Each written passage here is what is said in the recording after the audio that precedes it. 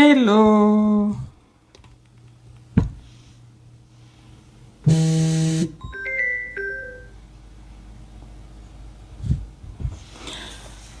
Welcome to Immigration Vibes.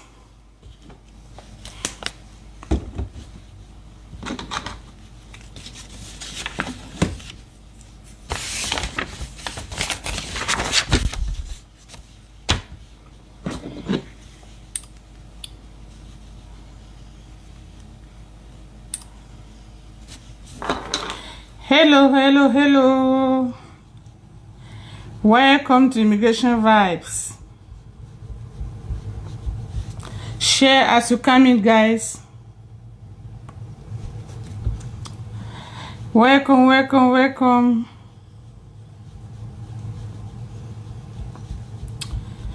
Thank you for checking in. Please share the video as you come in.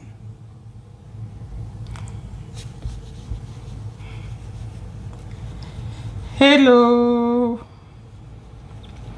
Welcome to the returning followers and welcome to the new ones. Share the video as you come in, guys. Please let me know where you are watching me from. Let me know where you are watching me from.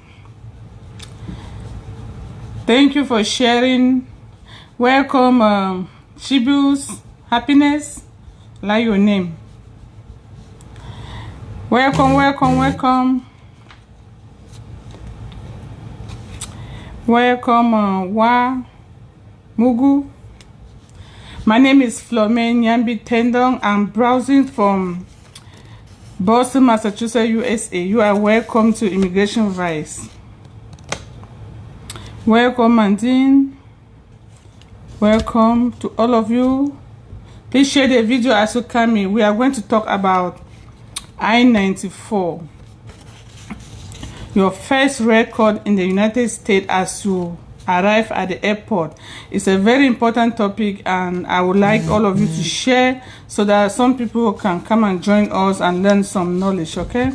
So it's very important and I recognize that a lot of people don't even know what this document is, and it's one of your most important documents in the United States as you arrive at the airport the first day in America, okay?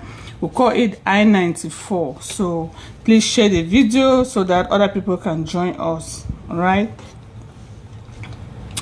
Thank you for those who are sharing. Please share and recognize that I'm going to be answering questions only for those who have been sharing the video. So if you know you are here and you're going to be asking questions in the comment section, you better share, because if you type your question and there's no share sign on your question, on your name, I'm probably not going to read the question, okay?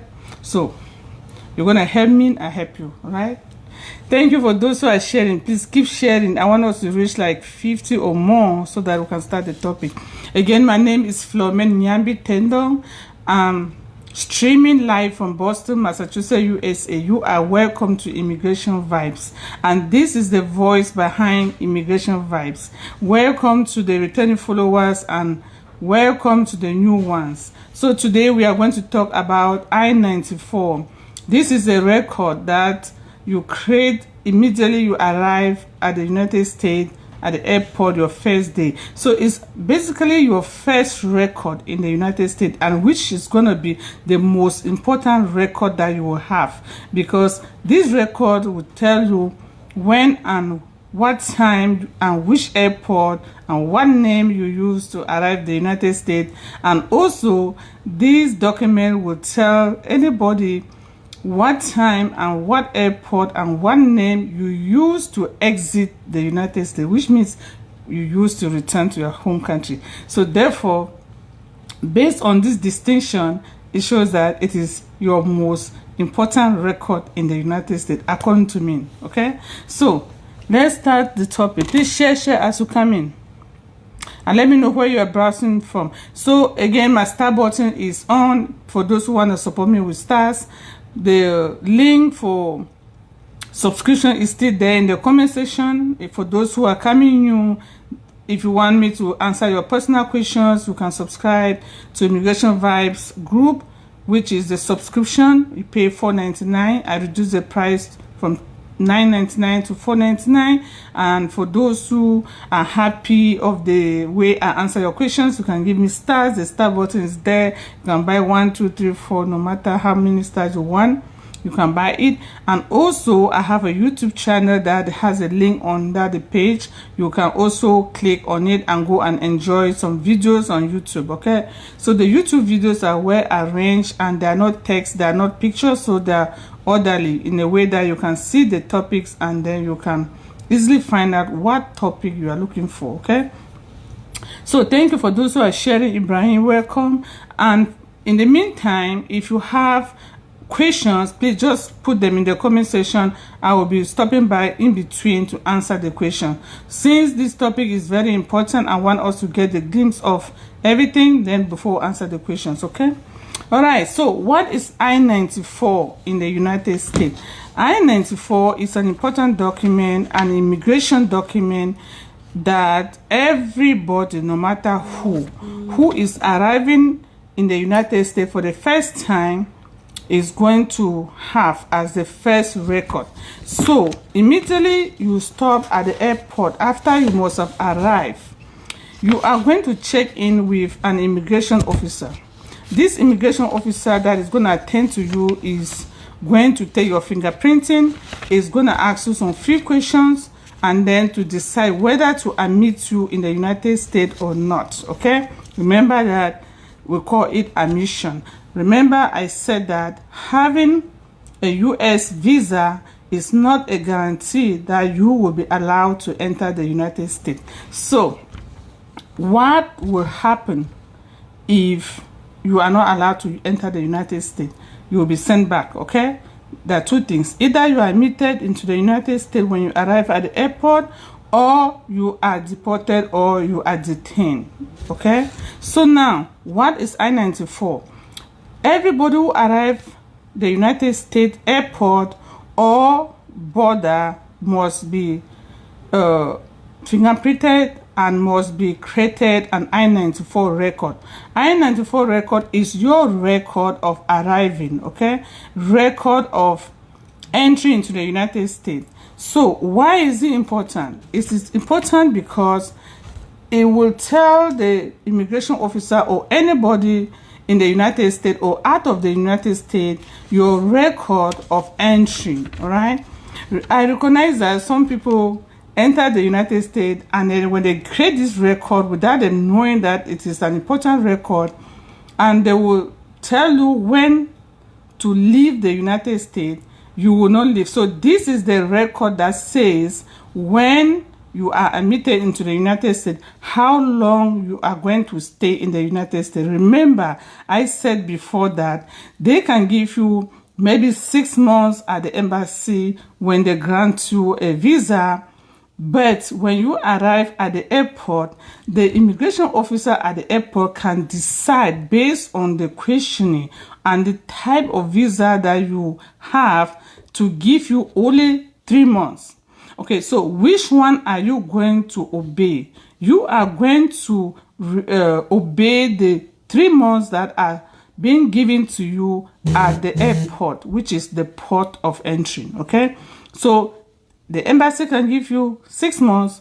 Then when you arrive at the airport, which is the port of entry, then the immigration officer can decide to give you only 3 months. So you are going to stay in the United States only for the 3 months that you were being admitted with. Okay, so this is very important information because a lot of people have screwed up their visas because they decided to stay in the United States for the 6 months that were given to them at the embassy, not knowing that they were supposed to respect but the 3 months that were given to them at the airport. All right, so as a result of that, they stayed the 6 months. Then when they return to their home countries and they want to come back to the United States, or even you had a multiple entry visa, you have already evaluated it. For those who are going to request for another visa to come to the United States, you will not be given a visa because you had violated the terms of the first visa by staying more than you were required. So don't say no. the embassy gave me 6 months. I didn't violate the terms of the visa because I left at the 6 months. No, the embassy gave you 6 months, but when you arrived the United States at the airport, you were given only 3 months. So which means you were supposed to have left the United States at the end of 3 months, not 6 months. So take note of that. So why is this record created? This record is created in order to do check and balances, okay? To make sure that everybody who enters the United States has a record of when they enter, what time they entered, what name they entered, and also what airport they enter, and what kind of visa they enter with, and what duration was given to them, how much time was given to them. So that is a very important information that any other country, as I told you guys, the United States share visa information with 4 other countries like UK, Canada, Australia, New Zealand, 5 of them, okay? So this information is going to stay in the record in the United States, and also the embassies have access to it. So in case you decide to lie when you enter the United States, or one name, or you decide to lie when you left the United States, this is going to be an electronic record of yours, okay? So which means that it can be accessible anywhere online.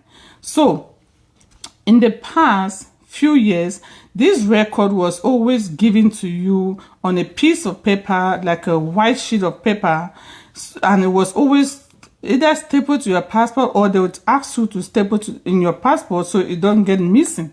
Because when it gets missing, it is so difficult to get another one. But for the past few years, the United States decided to start just keeping the record electronically. So they're no longer giving you that small piece of white paper with this information on it, because a lot of people keep complaining that it is missing, they cannot find it, or or something more can happen. So the United States decided to change the procedure by just keeping it electronically. So if you need this record, let's say you want to change status, or you came with say a green card status, and now you need this status to apply for some other immigration benefit. How do you get this record? Because no matter what application you're going to use in the United States to change your status, or no matter what application you're going to use to apply for another benefit, say US citizen, or you want to bring somebody to the country, or you want to ask for some benefit, this record will be asked, will be required. So now that it is electronically, how do you retrieve it if you need it?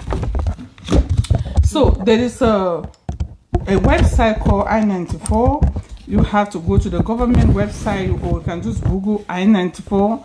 It's going to pop up. So it's going to be like arriving record. So you're going to check in with the one that says recent I-94. I even have a copy here. If you can see it, you see, like this is just a sample for those who can read. Let me see if you can see it. Okay, so this is just a record. Okay, it looks like this, a form. They're going to fill it, okay? So now, how do you retrieve this record? You are going to go to U.S. Custom and Border Protection website, and you will check the one that says I-94. That says most recent I-94. When you click on it, it's going to give you a blank form, which you are going to fill your personal information on it. The same information that you gave at the airport when you arrive is the same one that you're going to fill on this form. At the end of the form, you're going to click print, or you're going to click submit. Then the record will generate, okay? The same I-94 that was entered in the system when you arrive the United States will regenerate, and then you print it out. So that is the only way you can get this I-94 now in the United States. Or if you are living closer to the border, which is the Custom and Border Protection, you can also walk in there and say, and see if they can help you, which most of the times they will also direct you to this website. So there are also agencies like free services in the city that you live, or you go to a lawyer, or if you know how to do it yourself, you can navigate the computer to print it out. But know that they will not give you this record again on a piece of paper when next you arrive in the United States, okay? Or as you speak, it is only electronically. So let me see. So there are different types of visas that people enter the United States with, okay? So beside conference, beside student, beside visitors, and green card, okay? So these are the people that will have this I-94, but there's an exception. So this I-94 will have will also include the type of visa that is granted to you. For example, if you are coming to the United States as a student, on your I-94, they are going to write duration of studies, like in abbreviation, okay? If you are coming like visitor, it's going to be indicated on it. If you are coming for a conference, it's going to be indicated on it. If you're coming like say you're coming for graduation or whatever, whatever type of visa you're coming to the United States is going to be stated on this I-94. Okay, now there's an exception. Like there are some people who come through the border and they are apprehended, which are not through the airport. So these people are going to have their own is going to be they are going to have an abbreviation that says DT or HHP. These are people who are on parole. What is parole? Parole means that people who came through the border and they want to have a hold of them in the future, because there's no time to process them, they are going to just parole them inside the United States, and they're going to also enter this information on the I-94. But theirs is not going to, the class of the information on their own I-94 is going to be either DT or HHP. Okay, so these are the exceptions apart from those who are arriving through the airport. All right, so these parole people are going to be allowed to enter the United States, and the duration that is going to be given to them to apply for work permit is also going to be stated on this I-94. So you will have those who are arriving on parole, they are going to have the duration, the time that they apprehended them and enter this electronic information in the system, and also the time that they are going to be required to have applied for work permit. Remember that they are just going to parole you in, and they give you time to apply for work permit. It's not yet a green card, and it's not yet an asylum. So these people are going to be required to file for asylum application. So in the meantime, the government don't want them to just be idle like that. So the government will allow a certain period of time for them to apply for work permit so that they can be working. Okay, so those are the people on parole. These are people who come to the United States through the border or on foot or without the inspection at the airport. So this exception is for them. Besides that, any other person that is coming, the class of the kind of visa that was granted at the embassy will be indicated on this I-94. Remember that this is going to be your most important document the first time you arrive the United States. So let's go line by line what is on this form, okay? So this form is going to have your admission record. What is your admission record? The dates that you arrive the United States is going to be on this form. The airport that you arrive is going to be on this form. The kind of visa that you arrive is going to be on this form. And then the duration. Every type of visa must have the end date. For example, the time that they give you to leave the United States is going to be indicated on this form. That's why I am saying that it is the most important form, a most important document you will ever have the first time you arrive the United States.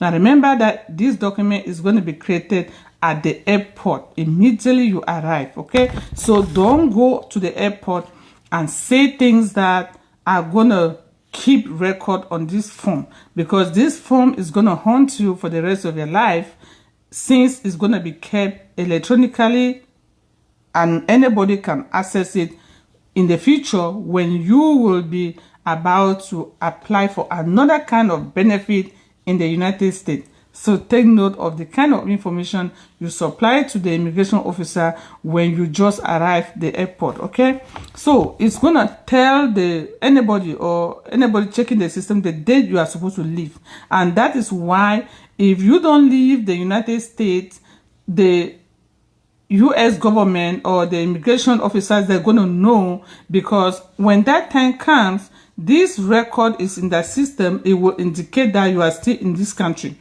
So don't go try to lie that you had left when you were still here, because this record is going to prove to them that you were a liar.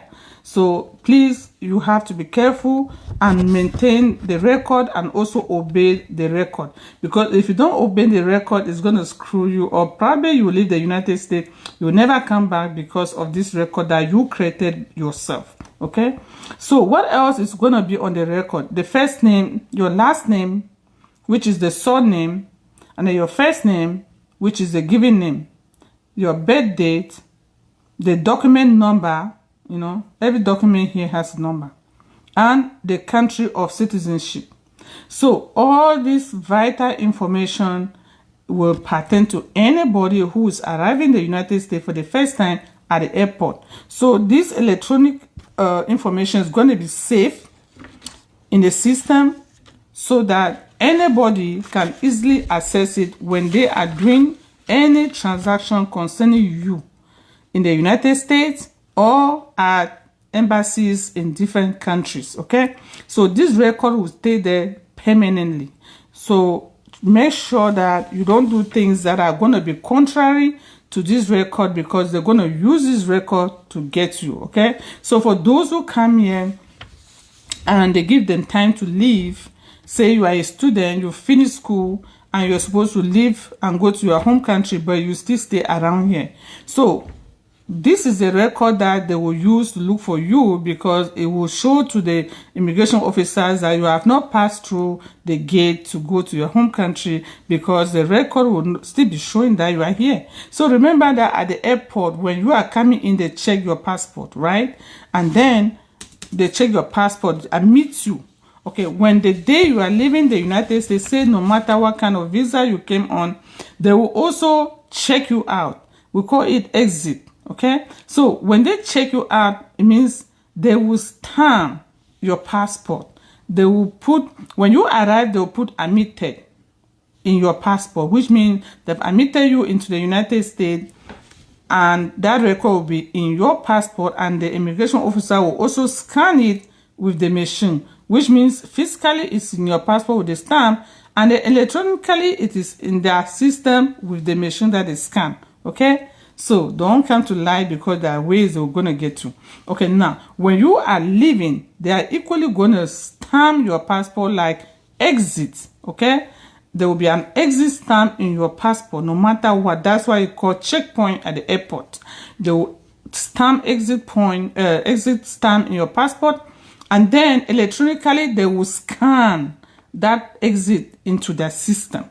So there's no way you can come and lie that you came to the United States on a particular day and you left on a particular day. So this is the information that they use to catch people who lie. So they have, so never you go, for example, you overstay in the United States, you left, then on coming back again, you go to the embassy to ask for another visa, and then they ask you, you lie that you left before the date. They will check in the system, and this record will tell them the exact date that you left the United States, the exact time that you left the United States, what names you used to leave the United States, what names you used to enter the United States, okay? What passport.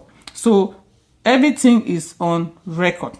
So I'm just helping you guys, because I know that you didn't know, and some people have been a victim this information is so vital, and you should share the video, because I don't see somebody who, any platform that is going to give you guys this inside knowledge. Okay, so you guys should better share the video for more people to come and watch it.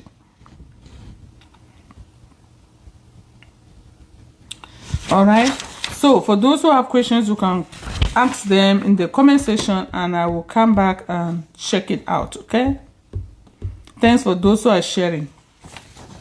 Okay, so now for those who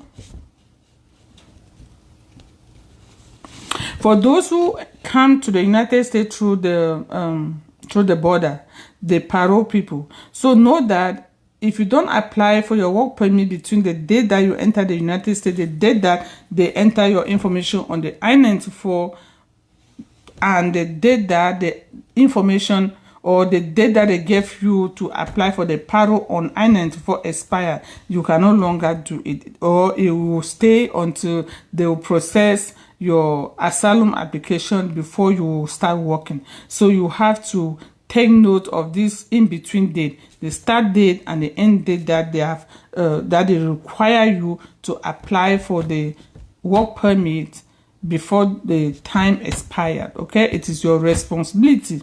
So if you don't meet this requirement, therefore you are going to wait until you process your asylum application before you will be able to work. So this is very, very serious. You have to make sure you know the date. Okay,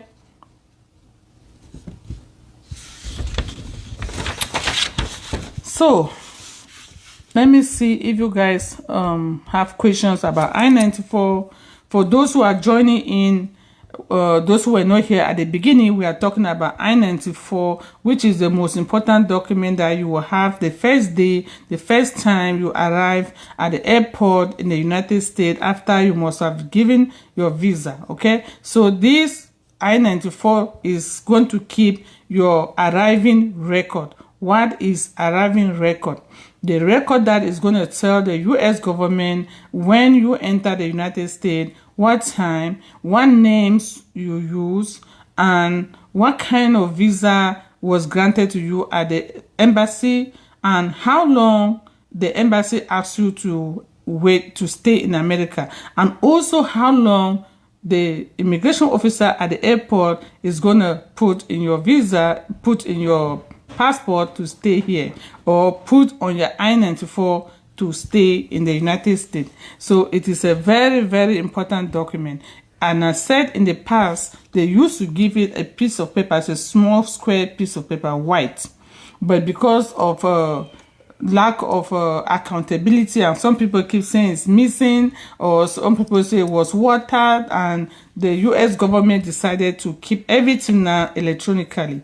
And so if you need it, which you will need it in most of the times, that in most application or most benefit you want to apply in the United States, say you want to change your status, or you want to become a citizen, or you want to bring somebody here, you will need this document. Okay, so because of that, you have to go online to search for it, or you have to go to some kind of government like the CBC, which is the Border Patrol. You can go and ask there, or you can just Google yourself, you are learned, and enter the same information. You get them at the airport, like your names, your date of birth, and then you can retrieve it. Okay, so let's see if there are some questions about this.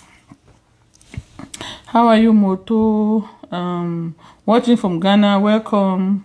Nairobi, Kenya, welcome. For those who are, let me answer the question before I welcome you guys, okay? So that some people can benefit from the answers. Okay, somebody is saying how long it takes for passport to return to me with visa. Well, from Fiji, it depends. Some people, mostly the next day. It depends the country, if you have a long line, but in most countries, they always ask you to come back the next day in the afternoon, okay? Watching from Lagos, Nigeria. Hi, Chibu. So every country has their own different procedure, okay? I'm from Pakistan, and I am Teacher, can I apply for conference in the United States of America? Yes, you can apply for where I start. For those who want to apply for conferences in the United States, there's a video on my page that I made the other day. Feel free to go explore it, watch the video, and you can take down note so you will know how to apply for conferences or what type of conferences are available. Okay, so I had made that video I think last week. So there are so many videos about conferences. You should go and watch them. All right. And this is a good time because conferences happen mostly in the summer. So if you want to come, you have to work on it now. You have to look for those conferences. As I said, some of them are paid. Most of them are paid, not some of them. And then some of them have little scholarship. And the advantage with conferences is that when you apply, they give you an invitation letter. Okay? So for those who want to take advantage of that.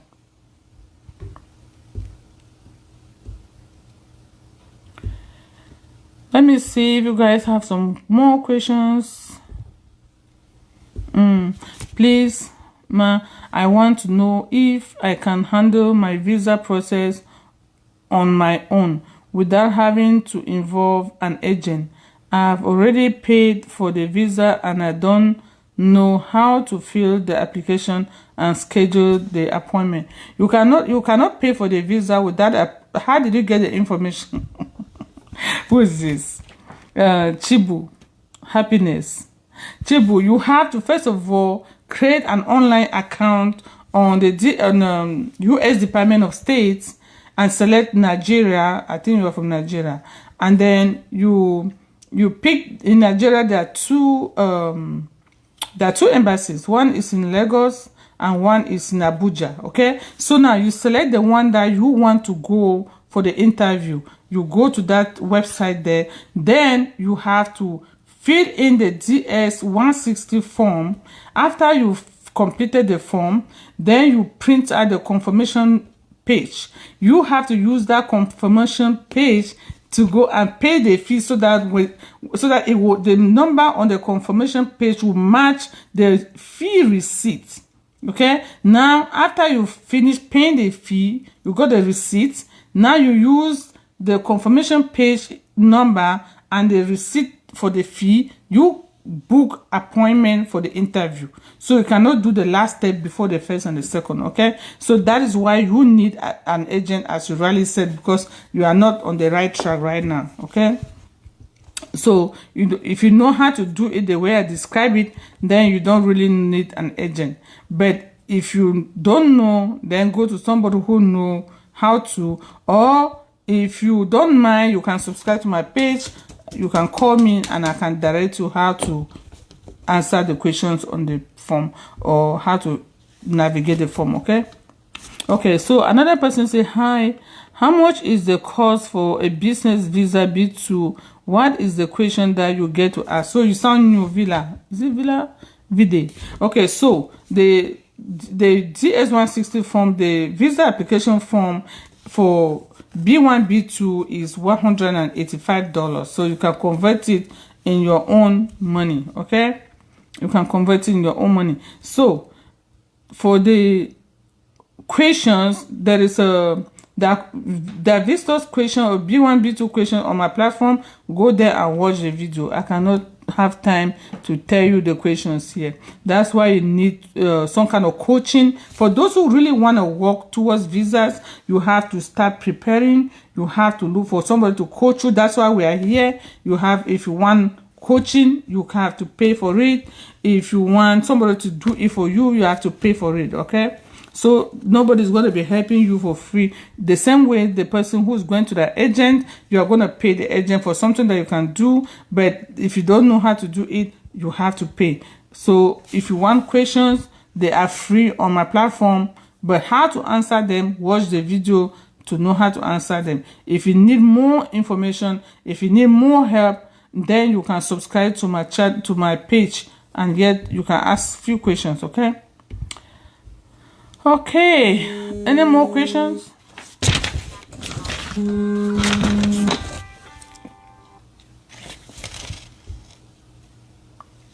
How about I can't read this one, it's in another language. Okay, currently I'm employed. This one is from who? Let's see.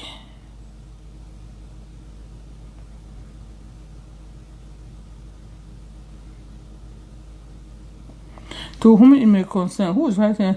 Later as asylum. No, we can't come to read asylum cases, my dear. An application to provide a better future for my family. Who is this? What do you want me to do with it?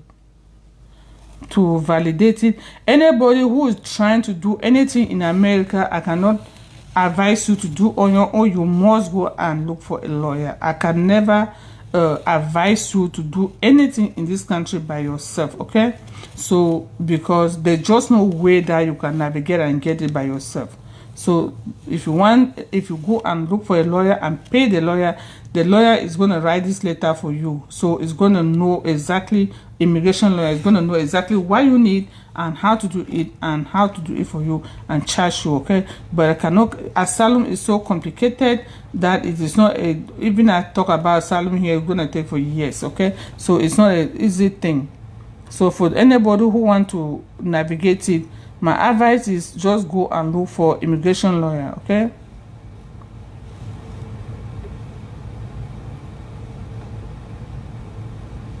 Currently I'm employed. I'm trying to get the name of the person to make sure I get it.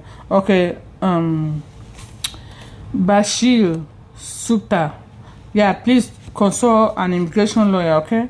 If you want somebody to write you a letter, every country has lawyers. So even if it's not an immigration lawyer in the United States, you can, if it's just a regular letter, you can consult a lawyer in your own country to help you write it. Because don't take chances that you can write it by yourself, because the fact is you will not know, okay? It is not your field. You will not know how to navigate it. Okay, of financial support New York, where we hope to find a line. Okay, so my friend, you have this letter is not even worth it on the page here. So don't write, go and consult a lawyer. Okay, so another person say, how can I get a US visa as I am a teacher from Pakistan? Okay, watch the video on my page how to get a visitor visa, okay? No matter what kind of visa you want, there's a video that says different types of US visa. So I don't know which one you want. A teacher visa that you if you want a teacher visa, I mean you want to work, or you say I'm a teacher, what kind of visa you are looking for. So go enjoy the different videos on my page that says how to look for a job in the United States, or how to come to the United States as a visitor. Watch them. If you have any questions or if you don't understand, then you can come back when I'm live. I only answer questions when I'm live. Come back when I'm live, then you can ask me any question that you don't understand, okay?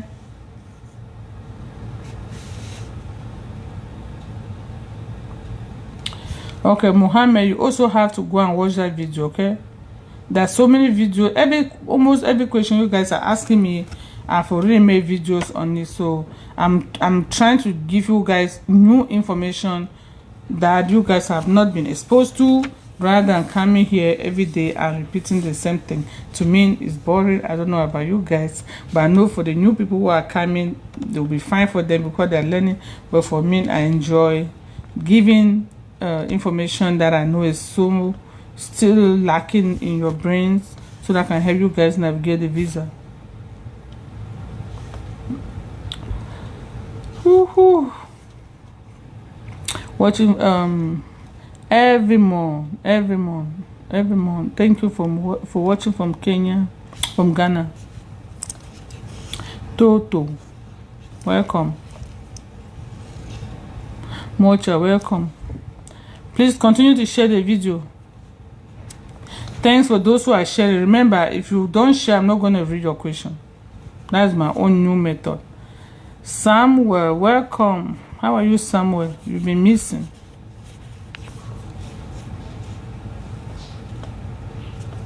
Apply for a conference visa in the United States. Okay, Mohammed, you have to go and watch that video, okay? Okay, so for those who have questions, good afternoon. Continue to ask so that I can answer them. You can ask questions about the topic I just said, that's fine. Or if you have other questions on different topics, you are also fine. There's somebody I'm trying to ask to navigate.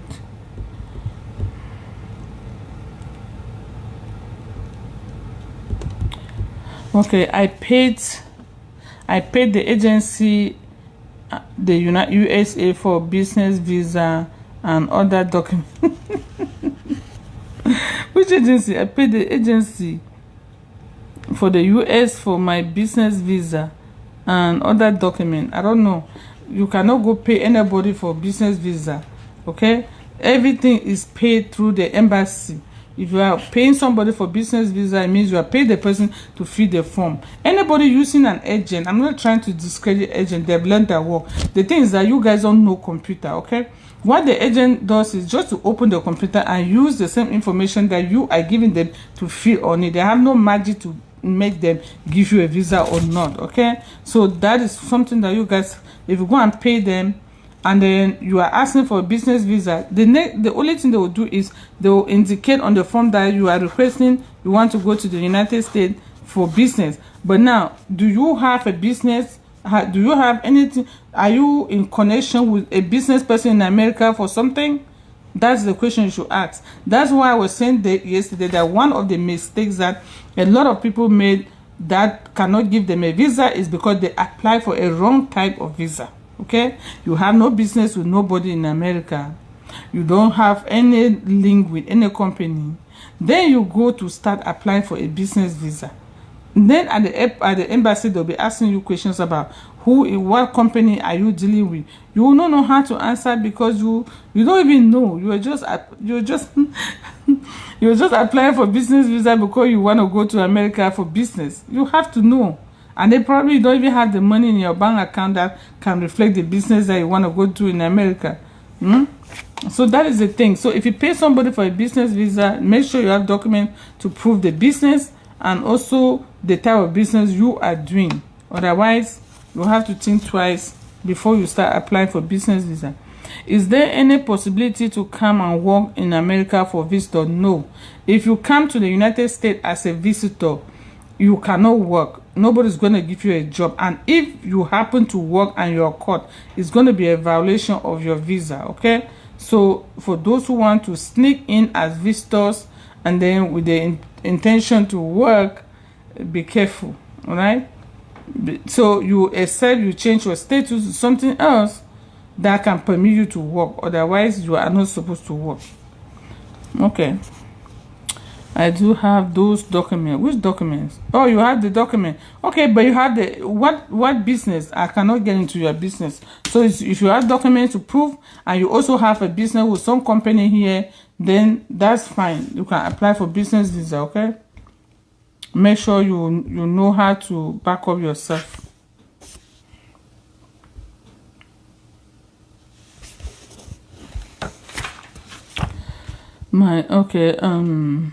Or Chibu, I said you consult. You can use the agent since you don't know how to do it yourself. So, somebody says, I can't read the language. Bakri. Sorry, I will have to translate it before I use it. Okay. Let's see. Somebody said each time I'm live, that's when the person is calling. I don't know who that is. Okay, so please continue to share the video. For those who are coming new, let me know if you are coming, if you are just joining also, that I can tell you what we are talking about, okay? Hiring of decor. Hiring of decor. Hiring of decor. That's it. Who are you? Somebody's hiring you to come and decorate. That there are no decorators in America, or you want to come and learn how to decorate in America. So those are the kind of funny visas that people go and waste that money on.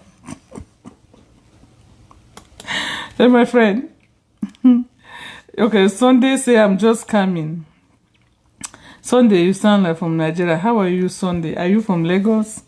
I have a lot of fans in Lagos. Welcome, Sunday. So we're talking about the very first document that you arrive the United States and they give you at the airport, or they create for you at the airport. It is called I-94. This document is gonna have your last name, your first name. Is gonna tell the officers the kind of visa that you are here for.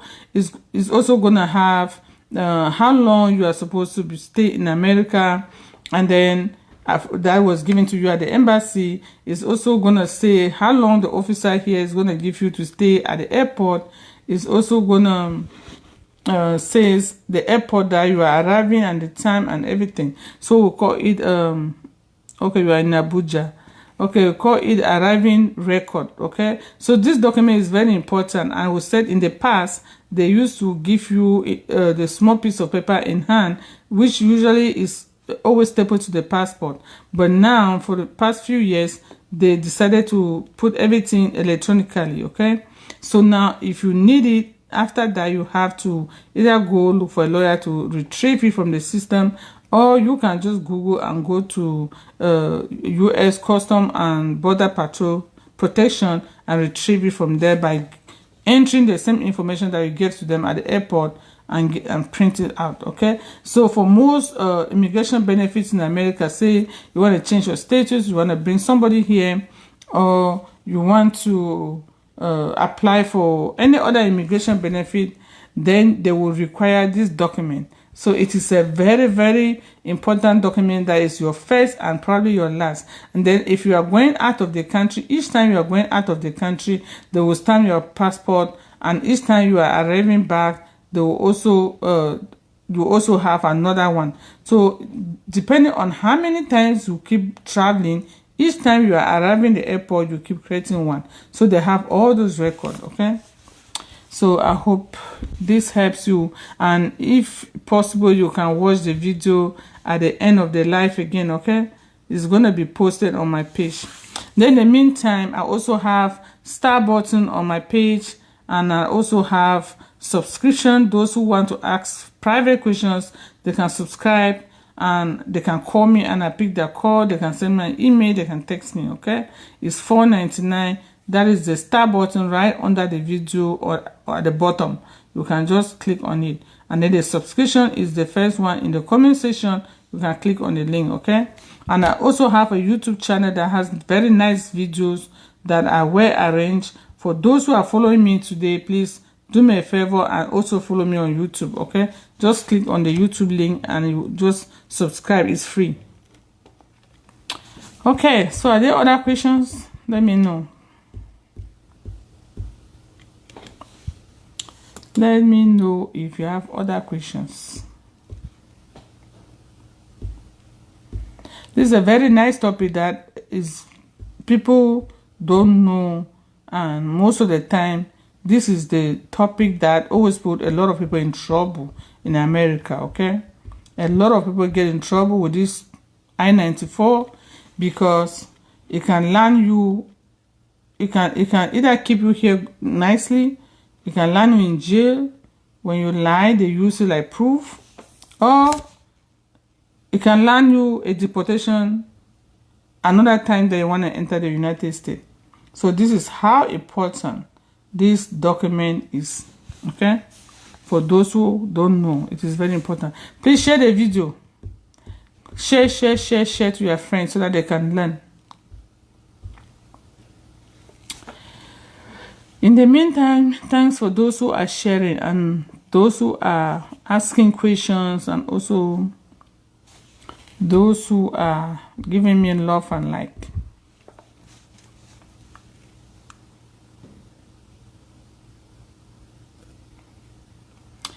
Thank you, Vicky. How are you? So I'm here to ask, somebody asking, I'm here to answer your questions. I've already presented my topic for the day. In the meantime, I'm just hanging around here waiting for you guys to ask questions that you are having, because I don't want people to go to my inbox and be calling and texting. Stop your crime against the children of, who is this? Gaza. You want me to block you, my friend? Where are you from? After this, you'll be gone. You don't come to ask some. I'm not the American government, okay? Okay, man. Wonderful day. Wonderful day. Let me see the person. Hector Gabi Salade. I'm gonna block you after this. I'm sorry, okay? Because we don't want people to come and be making the place unhealthy here. When going for a second time, do you still give finger every time? Who is this? Lenny. Okay, concerning fingerprinting, now they've instituted fingerprinting in all U.S. embassies, okay? When you get a visa, when you go for the interview, they will take your fingerprinting. Whether they grant you a visa or not, fingerprinting must be done. Okay, so when you arrive at the airport, if you are being approved a visa, when you arrive at the airport in America, they will take your fingerprinting, okay? So when you are leaving America, they will also take your fingerprinting. So your fingerprinting will be in the system when you arrive the United States, and also when you leave the United States, and also at the embassy. So that is how the United States keep record of people. Those are your record. Because when you go somewhere and they ask you a question, you lie, but you have forgotten that your fingerprinting is everywhere. And the fingerprinting represents you and your information. So there's no way you can keep information somewhere with your fingers and they match it with you. And then you say the fingers are not yours. Remember that fingers are unique. Everybody in the world has unique fingers. So they cannot take somebody's finger. They can never, in short, they can never make mistake with this one. Okay? So if you keep a record somewhere and they say you are the one, if I were you, I will not waste my time arguing when it concerns US. Okay? Don't argue, because the worst thing you will do is they have all your record from left and right, and you go and stand and be arguing as if you want to win. Just know that they'll look at you as a liar, and you'll be punished by not giving you what you want. Okay? So that's how you should look at it. So when you go somewhere, they ask you, are you not the one who passed here last week with this social name? Don't say you are not the one. Okay, this guy say hiring of equipment. My friend, that your business visa, I don't understand it though. I don't think it's worth it. You say hiring of decor, hiring of equipment. Are they hiring it from your country to go to the US, or are you gonna hire from US to your country? That kind of business, I don't think is worth it.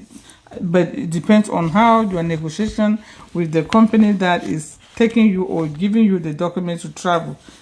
I don't know the agreement you guys have, okay? But it sounds funny a little bit. So those who are afraid of fingerprinting, don't travel carelessly, okay? Because any place you travel, you leave your fingerprint. Keep sharing the video, please. Share the video and let's answer some questions so that other people can learn. Somebody say young 50K, and I cannot understand the rest of it. Okay, please, ma, I want to know if I can handle. Okay, you don't know how to fill the application, my dear, and also book appointment. Then you have to look for somebody to help you out. Okay, but there's no way that you can get away with that going through application and appointment.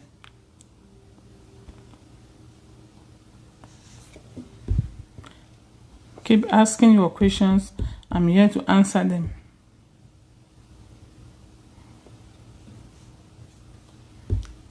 And feel free to send stars, okay? I'm also here waiting for stars.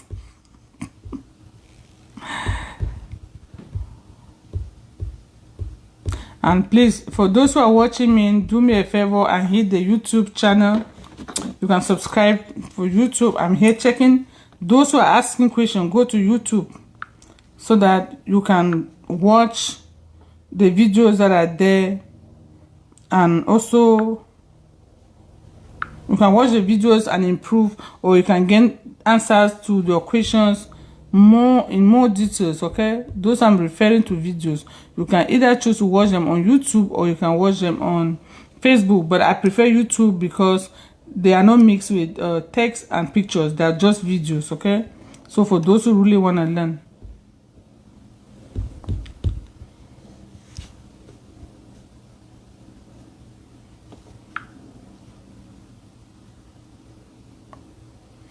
So if there are no questions, let me see if I have something else.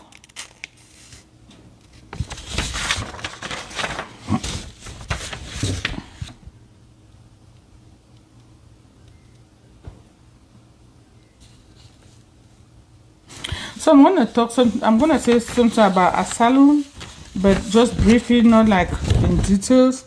So for those who want to travel through the border, to land, through the mystic ways, through the gymnastic ways, through all kind of means, you should know that to me, it's not the best way to come to America. Okay, it's not the best way. The reason is that when are you visiting Abuja? Sunday. Sunday, don't worry, I'm from Cameroon, we are neighbors. Anytime. So I want people who want to travel through the border, who want to walk on foot, who want to enter the car, who want to hold through their passport in the bushes, so that they will claim that the officers are not going to know their identity, right? Okay, so this is a vibe for you. When you decide to travel through different countries through plane, okay, remember that those airports that you travel before you arrive the United States, your fingerprintings have been taken along the way. Okay, according to you, you didn't know what they're going to use for.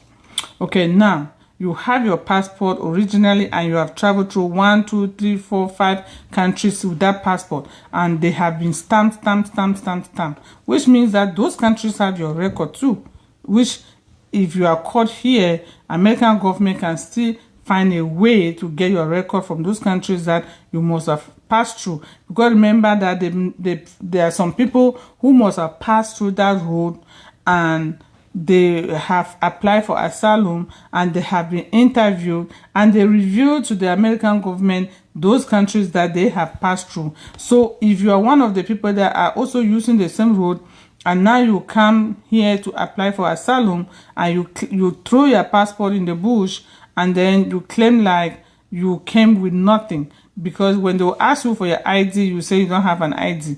They ask for your passport, you say you don't have a passport.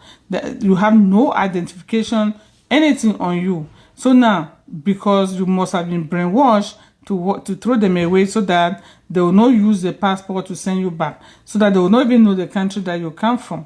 But, you know, it's going to work against you, because when you will be apprehended means that you will be arrested when you arrive here through the border.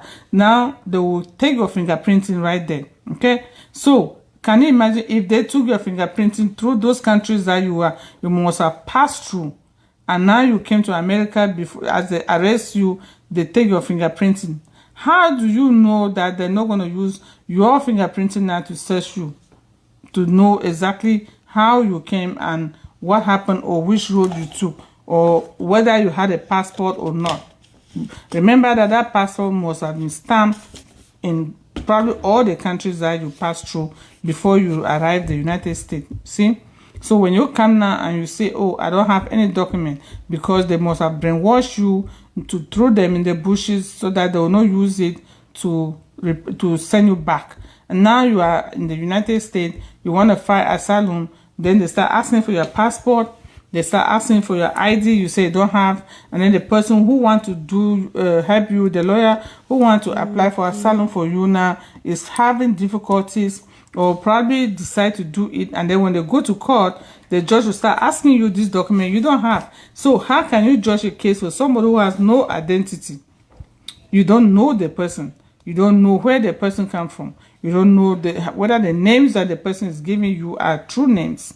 You don't know anything about that person. So it becomes your own disadvantage when you do that, okay? So I'm just throwing this one to the few people that are watching me, because they seem to be people that can relate to this story that I'm talking about. Okay, we are not supposed to come and even enlighten you here on this kind of topics, but that's why I'm just giving it like just this little pinch, because it relates to documents. Okay, so you remember that your fingerprinting must have been taken in all those airports that you pass through, and when they arrest you, they're going to take your fingerprints. Okay, and remember that when they arrest you and take your fingerprinting, depending on which airport or what is the reason why you are here, you will be kept there for months. Some people make years. Okay, and when they keep you there, they will require somebody in the United States to show their documents in order to pay. They charge you some money for the crime. We'll call it bond. Bond means that they will say, okay, because of this crime that you have entered the United States illegally. Remember that those who pass through the border to enter the United States, it means that they look at them like criminals. They look at them to have entered the United States illegally, and so the punishment is they will arrest them when they arrive, and then they will keep them somewhere, try to question them why they are here. Then depending on the reason that they will give, they will keep them there. So you have to figure out how you're going to get out of their hands. Okay, so some people, they might ask you, do you know somebody in the United States? If you say you know somebody, it is your duty to find that person. If that person is willing to come and pay you, they can say, okay, in order for you to be released, they need $10,000, they need $20,000. Okay, now you are under arrest. Where are you going to get this money in order to get out? So you see, you might have relatives in the United States, but they are not interested in that kind of business. They might not have money, or they don't want to show their faces. They don't want to get involved. So you keep calling people, they might not pick their phone. So that is how long you will be staying there until the day that somebody will pick your phone and go and pay that money before they can allow you go out of that jail. Okay, it is the actual jail. They arrest you. So some people don't know, or they don't know that. They think that yes, because somebody was there for 6 months, somebody was there was 1 year, was just a place that they eat and drink. No, it is the actual what? So they keep you there. You are not free to do anything. And then the worst part of it is that some people, depending on if you don't even have anybody, or depending on what you say there, by the time they even release you, they will put some kind of machine on your foot. We call it ankle bracelets, or on your hand. That is machine. It means that the immigration authorities, they know where you are at every time. Okay, they are putting it so that you cannot run. If you want to cross the border to go to another country, or you want to go somewhere else, they will use that machine to that machine will dictate to them that you are about to go somewhere. Now they will send the agent, the custom agent, or the police to come and hold you. So that is how bad it is. Okay, so I know that people are interested just to come here, but they don't know the danger and the inconveniences that they're gonna get into it. But if somebody say it like now, yeah, Precious, how are you? Yeah, it's tracking machine. So you carry it on when they put you on your foot. Even you are going to shower, you're going to go to the shower with it. Even you are sleeping, it is on your foot. Even you are going to the hospital, it is on your foot. No matter where you are going, so that you don't run away, or so that you don't commit crimes. Because anything you are doing, they see. So is that the life? Ask yourself before you start packing your bag to go to the United States through the bushes. Okay, so some people, as you guys have been hearing, a lot of people also drown in water and they die and they pass away. Sorry, Facebook. So a lot of people will pass away on their journey to come to America. And then some unlucky ones, after struggling to even come all the way to probably close to the border, what happened to them? They're caught and sent back. Okay, now if they are caught and sent back, what happened to the $5 million that you gave the agent that connected you?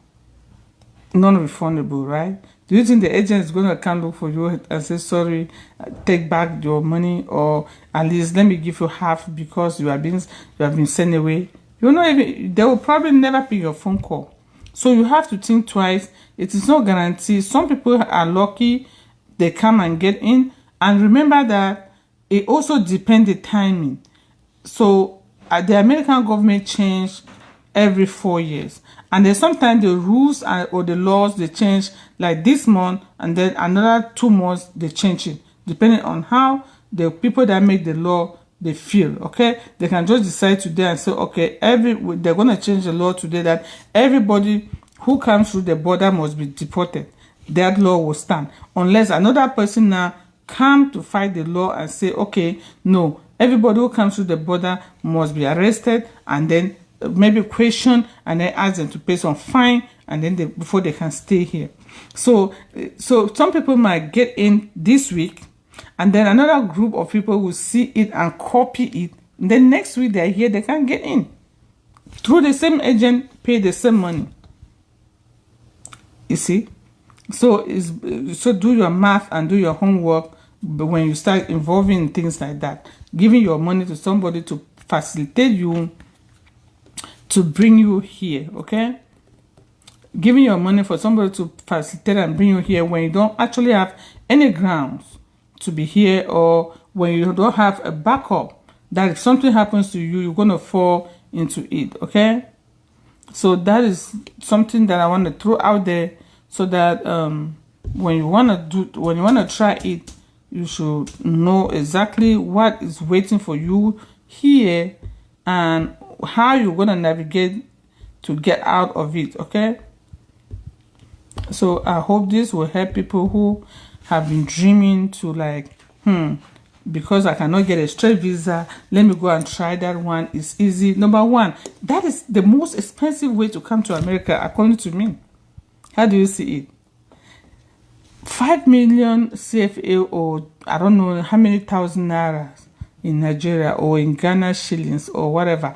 It is the most expensive way to me to come to America and then come and there's no game. Because if you, that's $10,000, if you go and pay an agent to facilitate you to walk through the bushes and drown in water and pass away and then carry some illnesses on the way and then probably end up not getting here. Who's a loser? Okay, or let's say you finally get here and then they arrest you. Now you are there asking for $10,000 again for your family members here to come and take you out. And then every family member here don't want to show their face because they don't have the money to come and show there to take you. Or even they have the money, but they do not like what you have done. Because some people want to keep their clean names. You know, they're even afraid of the authorities to give that document because, and then what if you don't even know the status of your family members in the United States? Probably they don't even have documents, you know, but you want to show their faces to come and take you out of jail. Nobody will show up because they themselves they might go and then they take them and send them back. So, or they are not even qualified because they don't even have the required documents that they can come and show to help you out, okay? So it is very expensive because when you pay the agent, say 5 million, you reach America, they say $10,000, and then after being in jail for like 6 months or even a year, they still have to pay that money. And then when you come out, what are they giving you? Work permit. And then what qualification did you even have when you were passing through that road? Probably nothing. Then what kind of job are you going to work here? Some people even go to an extent of borrowing money or making their parents to take loans or they borrow. Now you come and stay here, even 2-3 years, you are unable to even make the money to give it back to your parents to pay the loan. You see? So to me, it's the most expensive way. So if you have that 5 million, according to me, I will use that money, like maybe pay for a conference and enter the plane and come by myself. Without sleeping in bushes. And some people take like 1 full year before they arrive America. Meanwhile, we take like 12-14 hours to come to America. You see? So take that money, use it for a paid conference, pay your conference, rent your hotel, do all your documents. You still have leftover change. You understand? You still have leftover change to enjoy. And enter the plane and come. Or use that money, pay for school. You can use that money, come here like a student. rather than, because if you think about 5 million, which is $10,000, you have not yet arrived in the United States.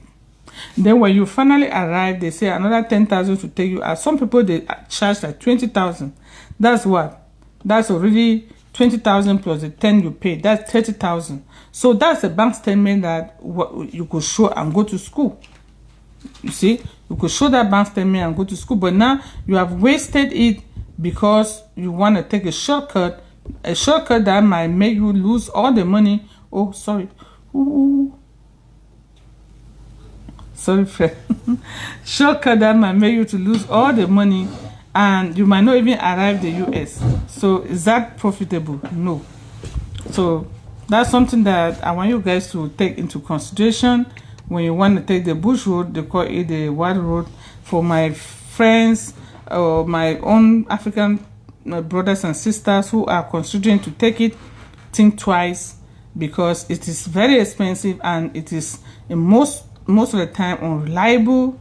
Don't see the fact that other people have passed through and they're here. Remember that the government changed in America a lot, okay? Especially now, the government again is going to change in November, this coming November. So you don't know who is going to win the election and change the rules again. So to those who are planning to come, probably some people might come now, they get in, then you can come in November and you will be sent back. You see, because you don't even know American rules and regulation.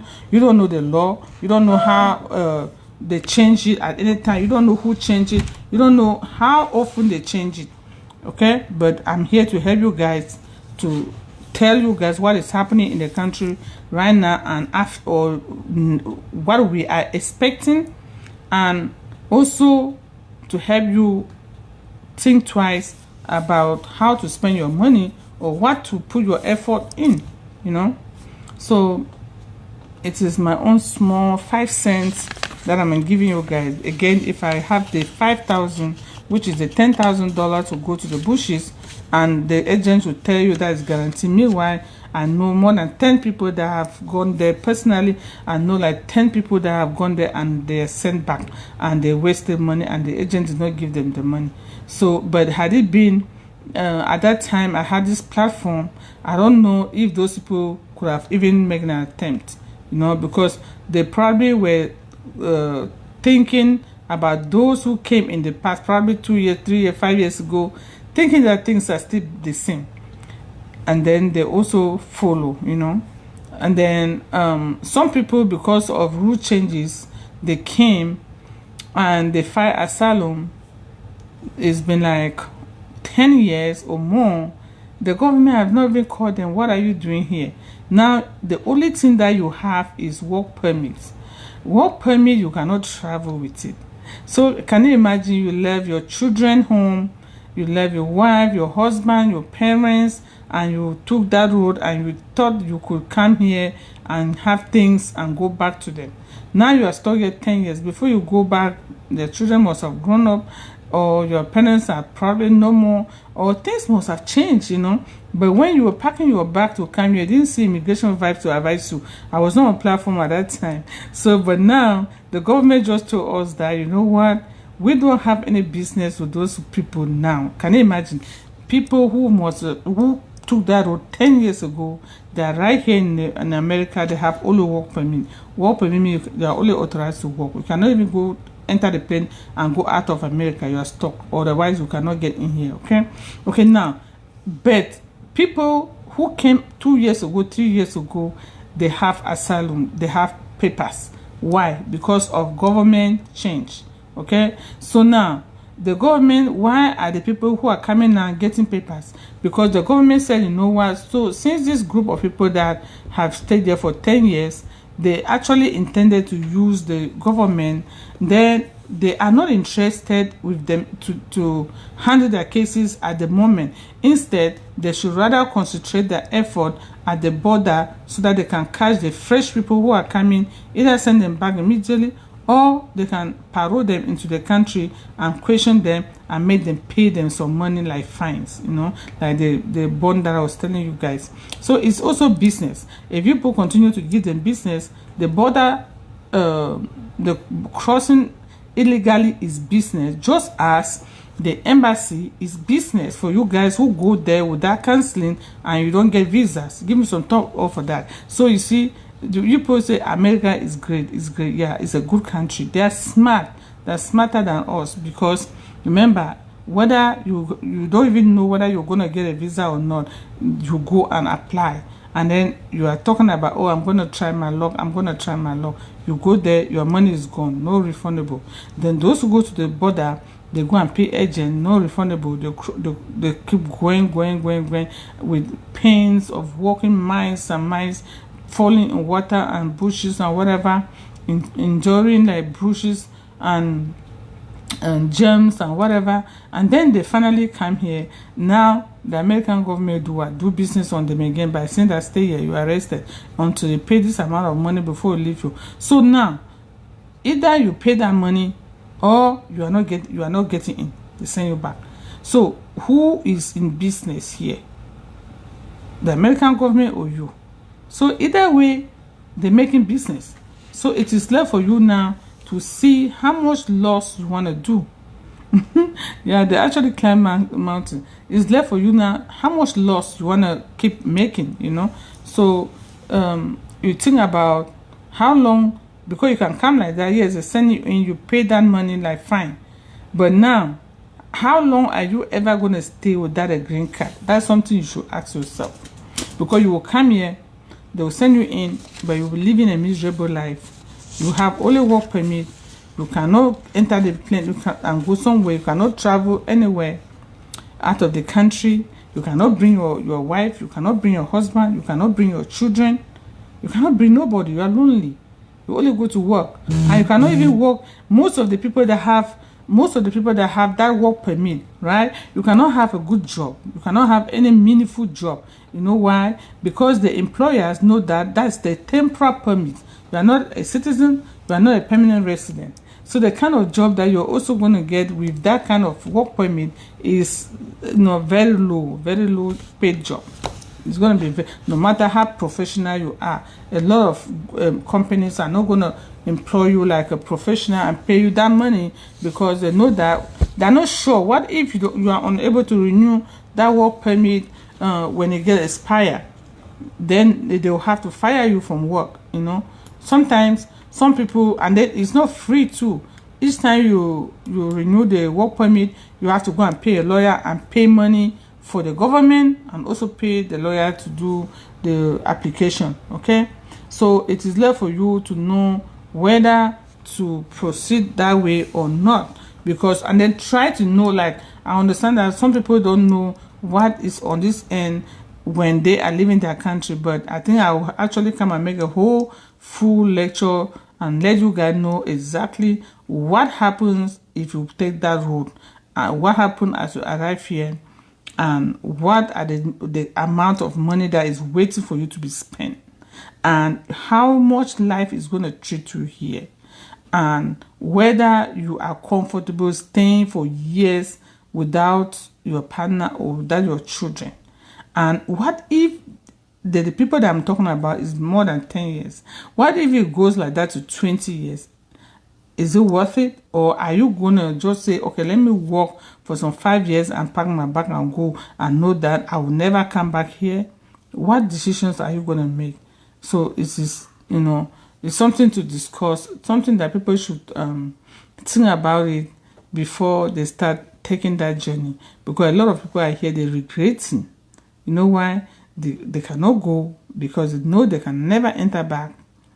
If you cross to the United States illegally and you stay for some time and you leave, you will not get a visa to come back here. Even if you go to the airport, you will not get a visa. So the people are aware of the consequences, and so they're just staying in silence here, not actually enjoying, but because their backs are against the wall, they can't do nothing. The only option is just keep staying, It's just keep staying.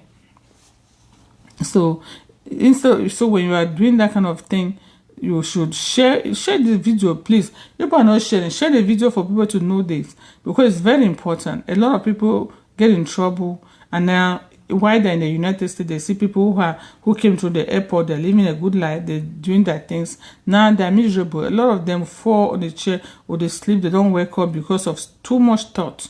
You know, they don't know what to do. They're just kind of stranded. They can't go home. They can't really make good use of themselves. Some who left school halfway thinking that they will come here and they will go to school, they realize that they're unable to go, and things just begin to fall apart and they don't like it.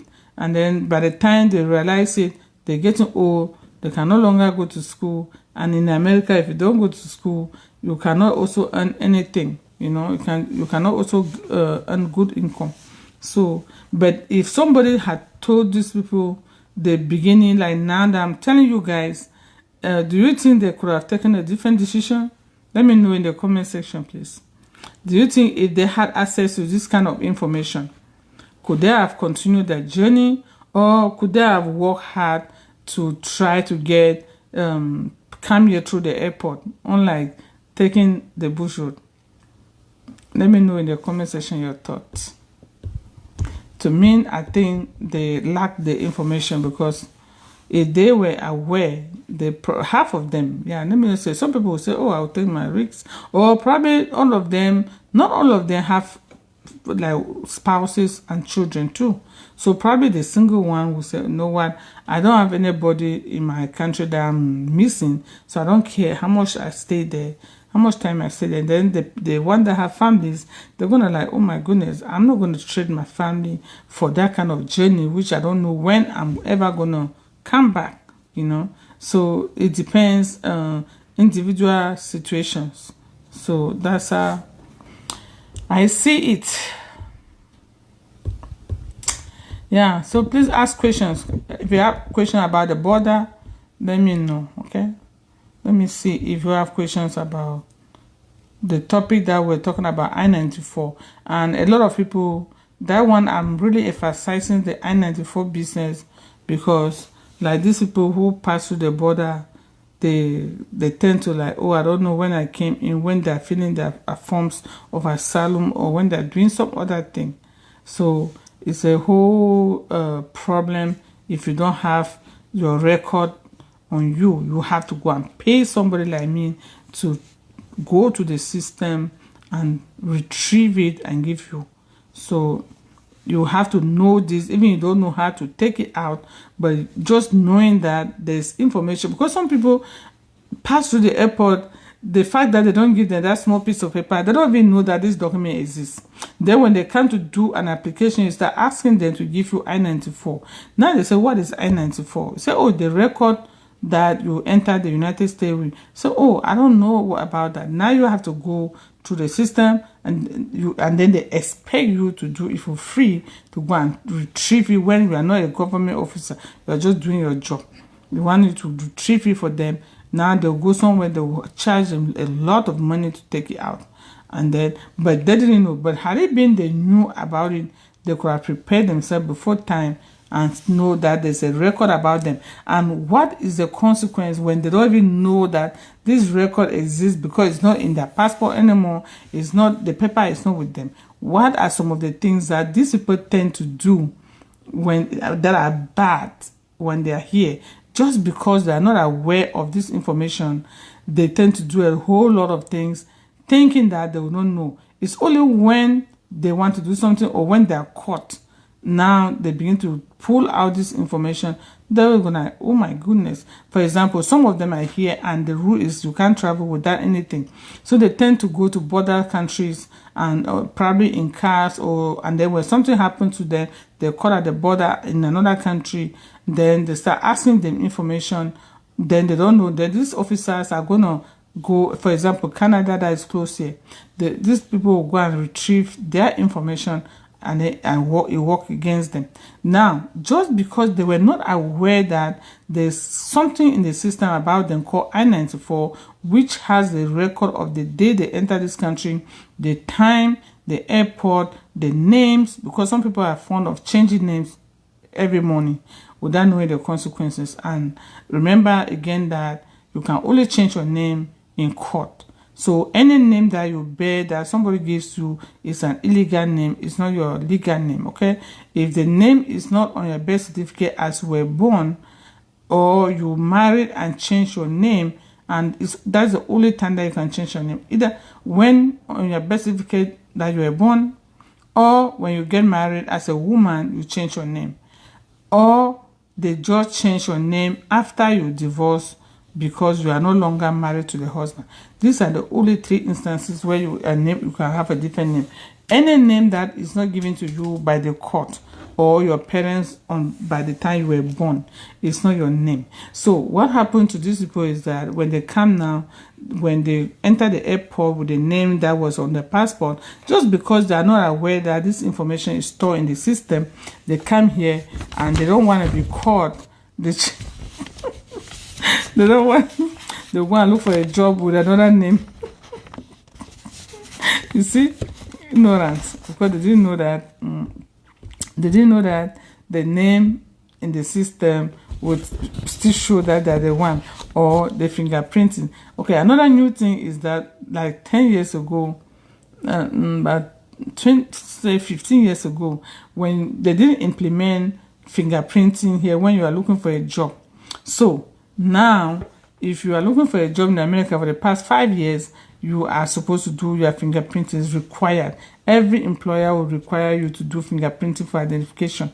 So, but before that time, a lot of people that pass through the airport, when they see that things are not moving, they can't get documents here, they tend to change their names by themselves, by just start saying that, you know what, I'm going to go by Mary. Even though my name is Flomé, I'm going to start bearing Mary today. And now, everywhere they go, I work. That's the name they'll go and tell the employer I work, that is their name, with no document to prove it. So the employer now will hire them. Probably they check the name only after 1 week or 2 to say they do something they call I-9 verification to match the immigration record.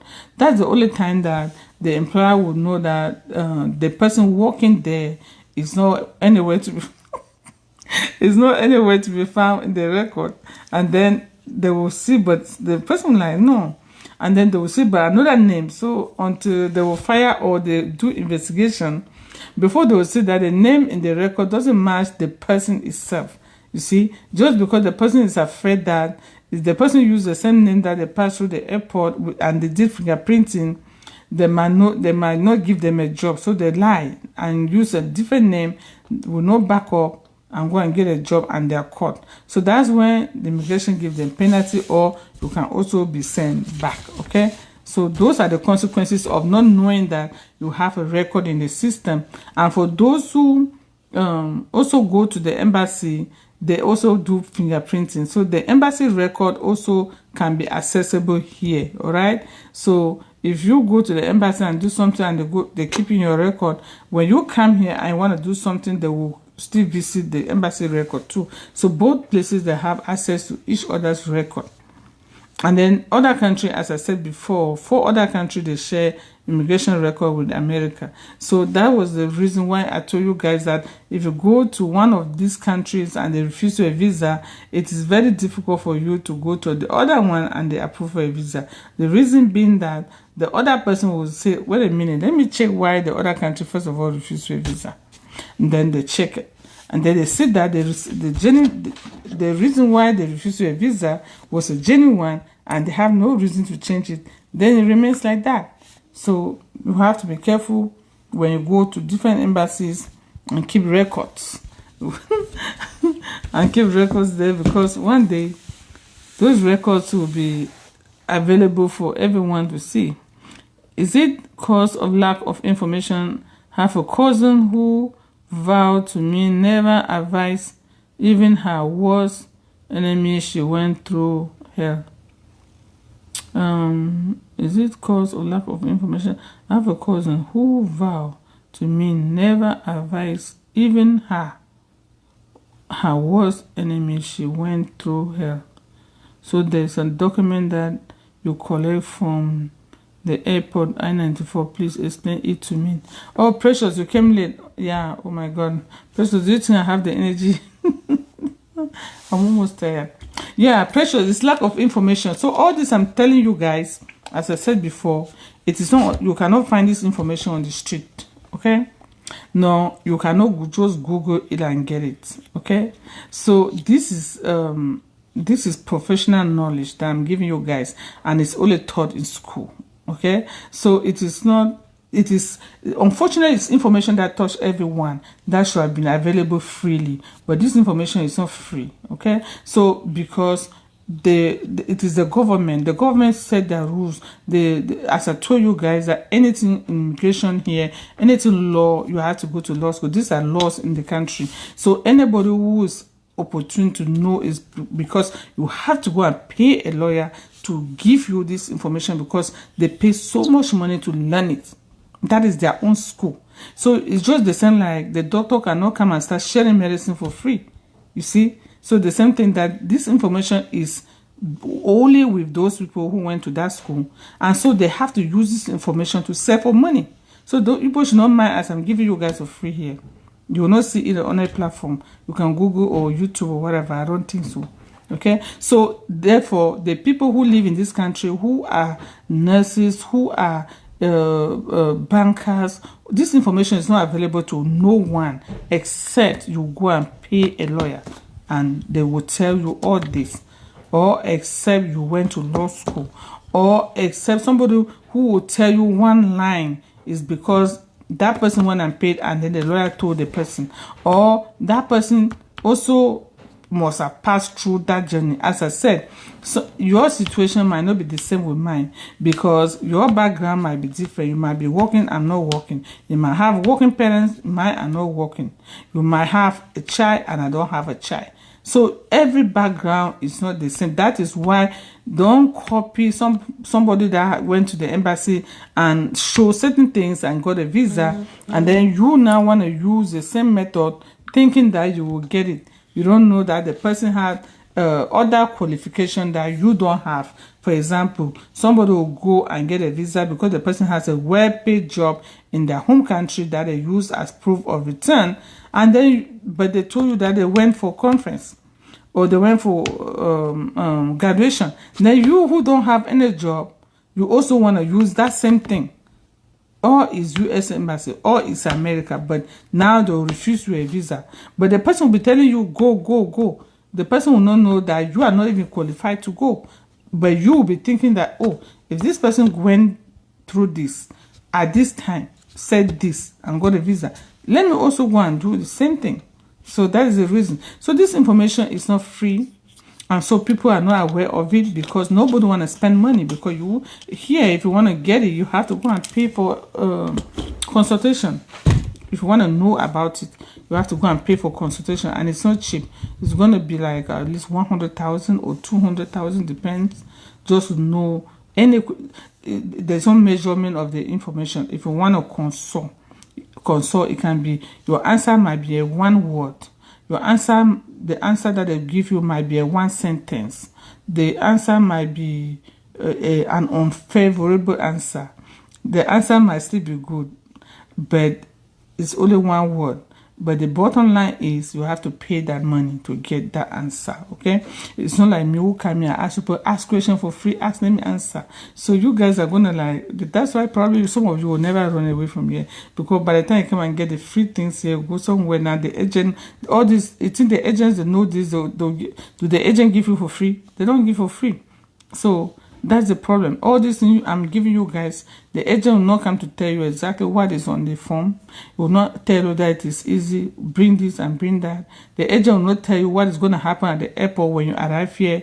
The agent is not going to tell you that while you are here, this is how you get the green card to stay in this country. So they will not tell you all that, because they don't know. They don't live in America. Most of the agents have never entered the plane. They have never come to America. No, they have never read law even in their own country. Okay, some of us are doing this because back in the country, like me, I read law in my own country and I read law here. So I have both knowledge. I know what can work there and what can work here.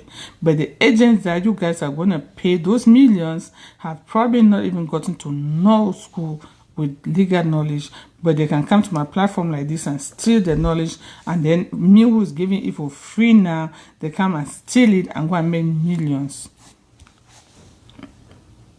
Because you people don't know how to navigate the computer. You don't like to learn it.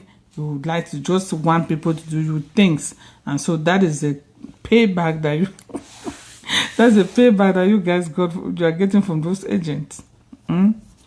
Yeah, you guys are happy. You guys give me some love and like. I'm giving you guys like real vibes. I mean, real vibes that you smart people will like. Wow. Okay, so is there a document that you collect from the airport? Okay, pressure. Yes, there's an I-94, as I said before. The I-94 is the first document and the most important document that you get in America as you arrive at the airport. So this document will have your arriving record. What is arriving record? The name on your passport, your birth date, the kind of visa that you were granted, and how long you should stay in America from the embassy.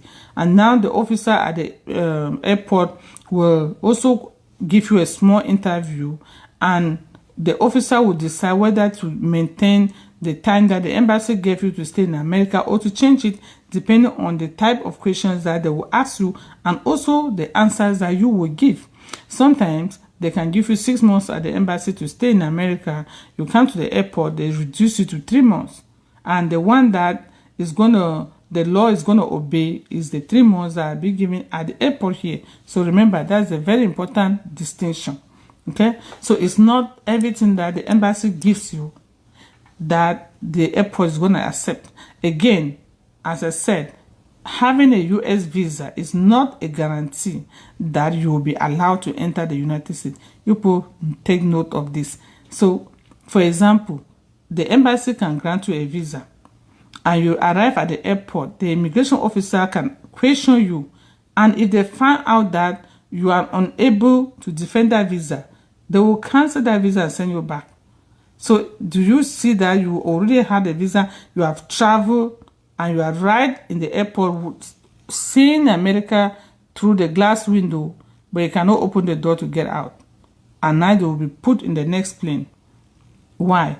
Because getting a visa is not a guarantee to enter America. Again, if you get a visa and you don't know how to defend it, when they ask you after some few days at the airport, you are unable to prove documents to back up that visa because you were overexcited and the knowledge had escaped from your brain because it was a trick that you used and you were lucky to get a visa. And actually at the airport now, you couldn't remember the trick again. Now the officer is asking you the same question or probably similar. You're unable to say anything because you lied the officer at the embassy to get a visa, but now you've forgotten what you said, or you're going to say something contrary to what they know in the system that was the reason they gave you a visa. Because of that, you are going to be turned away. You're going to be sent back. And then most people will not even look at the documents that they have at the embassy. They'll at the airport, they'll ask them where they're going. They're already in America, but they don't know the name. Probably the visa is true, but not the fact that you are going to a place that you don't know the name, you don't know the address. Okay? And there's some people also, they would lie, say your visa says you are coming to Boston, and then because you said you were coming to school in Boston, and now when you want to go, then you book a flight that goes like to Texas. You see, you're booking a flight that goes to Texas, and then when you arrive at the Texas airport now, then they're asking you in Texas, where are you going? You say, oh, are you? So in your mind, because you convince the embassy that you are going to school in Boston, and then but you have your plan that you're going to Texas and you are never going to show up to the school in Boston. But at the airport in Texas, they ask you, where are you going? Do you think you're going to remember that you are going to school in Boston? Oh my goodness. Do you think, because even you say you are going to go to school in Boston, what's going to be the follow-up question? Then why are you here in Texas? School is not in Texas. Why are you why are you here? So now they know that automatically they know that you have some business to do with Texas apart from the school. And that can trigger the officer to question you more because they expected you to have landed in the airport in Boston, not Texas. But now you are in Texas and school is probably going to start tomorrow or after tomorrow. So did you come to America for Texas or did you come to report in school tomorrow? Question mark. That again will trigger the officer to dig more. Now, who do you have here? Because you are afraid now to call the name, or even you call the name of the person, but because you didn't plan with the person anything, you don't even know the address because the person said, I'm going to pick you at the airport at 4 because your plane is landing at 4. So you didn't know that the officer was going to ask this question. And so you did not ask the person's address. And you know what? You cannot pick your phone and start calling that person at the airport to find out the address. You understand? So there's no way you can do about it. Now, in that case, do you think that the officer should release you to go outside the glass door without knowing where you are going? Then it means that the border is open. They can't do that because that's like anybody can just go into America and they open the glass door and walk out. We don't know who this person is, where he's going to sleep, who is going to visit, where is he going to go. They will not allow you. So now they will keep you there, and they keep you there. There's nobody to claim you. The next thing, they just send you back to the plane. You see? So you now see that getting the visa is not guaranteed to get in. Because you got the visa, but you screw up your way to get in. Now you will send back. All the money you spend gone. So people, this one that I'm talking about, the airport, a lot of people are victims. This one, if they find my video, please you guys share this video. They will be happy because this is the real vibes. I'm telling you guys, if they knew this before, you will not see any person doing this kind of mistake again. They'll not do it. They didn't know, as we said, they didn't know. So no, it's okay if you talk of it in the live. I will watch the live. Yeah, I said everything here. You can watch it later. Yeah, so you guys tell your friends who are trying to use different means and different methods and different everything to come here that it's not that rosy, okay? It's not that rosy. People don't say it. There are people here who will never come back. There are people that they can just like say, you know what, I'm tired, let me go. I know I'm going for good. I will never. I'm violating it. I will never come back. They take their chances and they do it. So that is what is happening. So no more questions. If there are no more, let me see how much time I have. You guys are just getting the vibes and nobody's willing to ask a question. And since the vibe is free, everybody's just concentrating and consuming. Everybody's just concentrating and consuming it. Yeah, my subscription button is there. The star button is there too. Okay. Okay. Can you come through the airport and seek for asylum? What are you going to be seeking?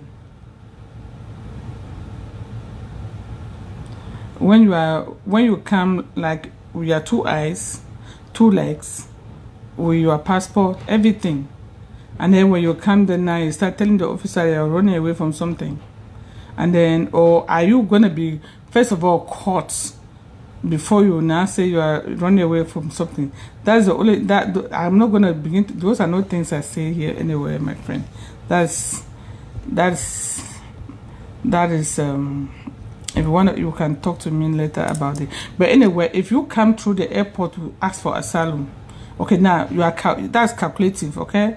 That's calculative. Remember that everything is law here. We know your minds, okay? We know. So people who are working at the airport, the officers that are working at the airport, they train. So you will leave your country with all the planning, and then get into a plane, and then you come at the airport. What are you going to tell the officer? So if that's the case, Everybody who want to remain here illegally, who come for a conference, who come for visiting, who come for like a student, if that is the case, everybody will just come and stand at the line at the airport and begin to seek for asylum because they know that's the only way they will stay in America. So you think that the people who go through the bushes will pay $5 million, which is more than the airline ticket that they can pay and come to the airport to seek asylum. They could have been using that method, my friend. You understand? Or can you imagine the amount of tuition, the amount of school fees that a student come and pay here? Okay, now you succeed to get a visa and you pay only $1 million for a ticket to come. Okay, now the school is going to cost you 100 million or 50 million. Which one is better? Is it not just to seek asylum at the airport so that when you enter here you don't go to any school, so you don't have any debt? If that's the case, nobody will come here and pass and go to school like us. See? So that if that option was there, I could have said than to go and enter this debt, just seek my asylum, and there are so many Cameroonians here that I can stay with. So unfortunately, it's not possible. Most of the times, if it happens rarely, it's only when somebody is caught of either trying to enter illegally through the airport without legal documents, and then the person is arrested at the airport, and then they want to put the person to the next plane. The person starts talking about stories about crying or okay, now even you come through that method and cry and they allow it. Yeah, nothing, no easy. Even you cry and they allow you in. Okay, now when they will allow you in. Okay, now you want to apply for asylum. Now they start asking you on what basis. You see that the story that you will frame in order to win it will not match your action at the airport or match the fact that you actually prepared, you had the intention to come and do that. So you will still not be given the asylum in most cases. You see? So there are some people here that apply for asylum and they were rejected, right? Okay, what do? The people have only work permit. And that work permit now, the day that they say there's no asylum, then they have not been deported, but they are just roaming around here illegally.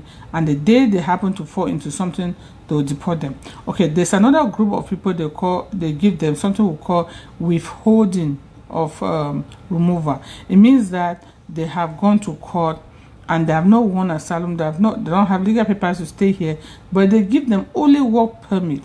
Work permit, that's it. You cannot travel to your home country, you cannot bring anybody here, and the kind of job again you'll be working only with work permit will not be stable, because a good employer, a good company will not hire you because they know that one day you might not have legal documents to work. So they will preserve those kind of good jobs to give people who are stable in their papers.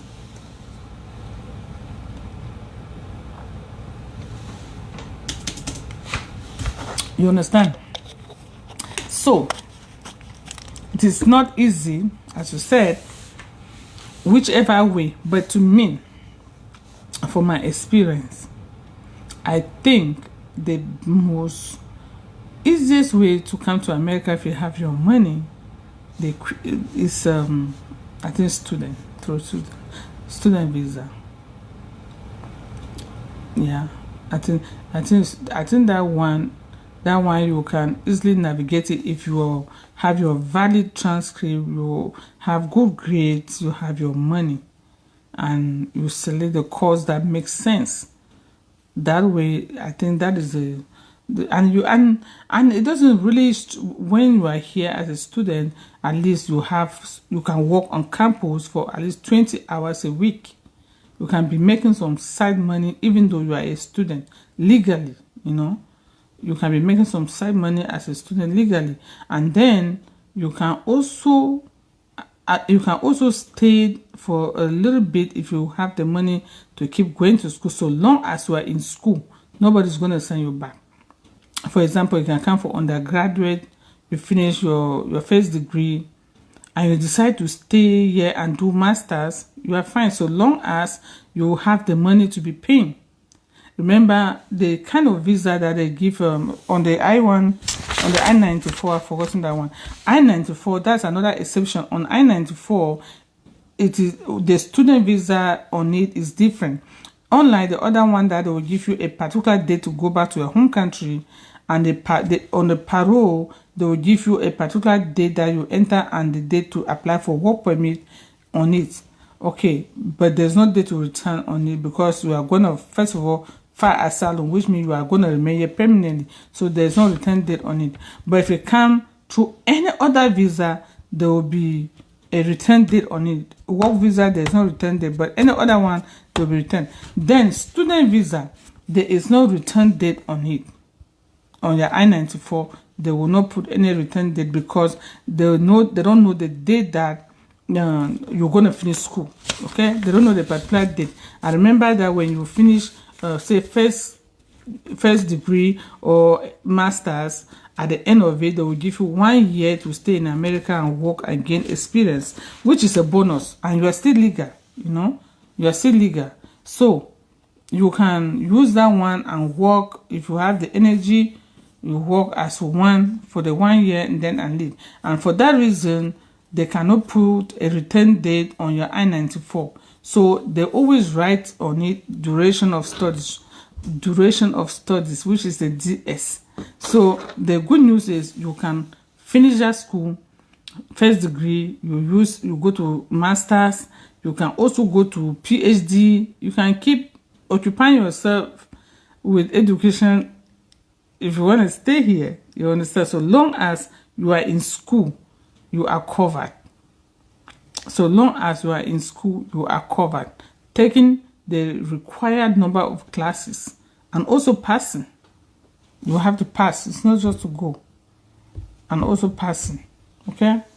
So that's for me, that's a win. And then another benefit is that you can also change your status at the time that you want, when you are ready. Okay, you can decide if you decide to stay here at that time, you can also change your status. Okay, so if you people want to come, I think you should also look at that particular visa type for its benefit. It has so much benefit.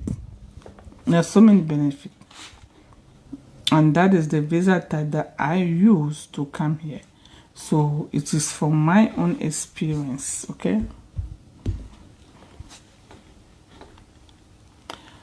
All right, so I've been here for 1 hour.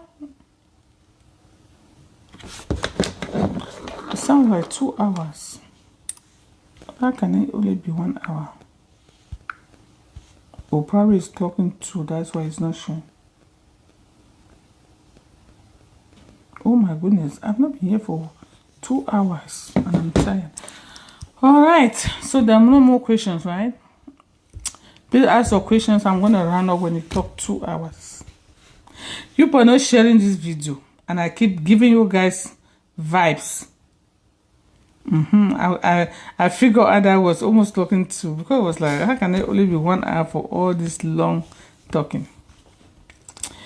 Yeah, so for the new people who are coming, we are talking about I-94. Please feel free to ask questions. Let me know if you are joining and you have questions about I-94. The video will be there to watch after this for people who are joining now. I-94 is a record that is a piece of paper or electronic record that keeps your information as you arrive the United States for the first time at the airport, which will include your names, your date of birth, the kind of visa that you are here for, how long you are supposed to stay in the United States, when you are supposed to leave the United States, and also the country that you are coming from. That is the information on I-94. And we said before, they used to give a small piece of paper in your hand as you arrive at the airport with all this information on it. But lately, like in the past 5 years, they changed it into electronic paper, which means that you will no longer have anything inside your passport apart from the admission stamp. But if you need the I-94 on a paper, you have to visit go to the border and the Custom and Border Protection to get it, or you can go to a lawyer or to any non-profit that they do this kind of work. They can retrieve if they're going to charge you. They can get your information from your passport, your names and date of birth into the I-94 website system and print it out for you. Okay, so remember that each time you are leaving the country and returning, they create one. So that's how Americans keep track of people who enter the country, at what time they enter, and when did they leave. And we said that the reason that I'm sharing this information is because a lot of people have gotten into trouble because when they enter the US and when they leave, and because they like to enter the US and stay more than the time that was given to them at the airport, and they finally left the airport when they go to their home country, next time they want to come back, they will go to the US embassy and they will refuse them a visa. Then they'll begin to claim that, oh, I went there last time, I came back on time, I didn't commit any crime, I didn't work. But forgetting to know that the embassy has access to when you left America, at what time you left America. So you cannot cheat them. You cannot be arguing there. So that is the reason. That's the reason why this topic is so important. Okay, yeah. So also a lot of people like to change names. I had somebody who did this and it affected the person greatly. Some people will come to the country through another name. While they're living here, they bear another name. And then when they're going to ask for immigration benefit, just because they have overstayed, they shy away from using the name that they entered through the airport.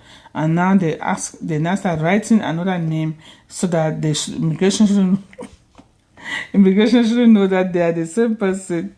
So in the course of doing that, immigration will deny the benefit that you are asking for until you tell them that is the reason why they're refusing, because the immigration will write a letter and say, you know what, we cannot find your names in the system. Because of that, we cannot give you this.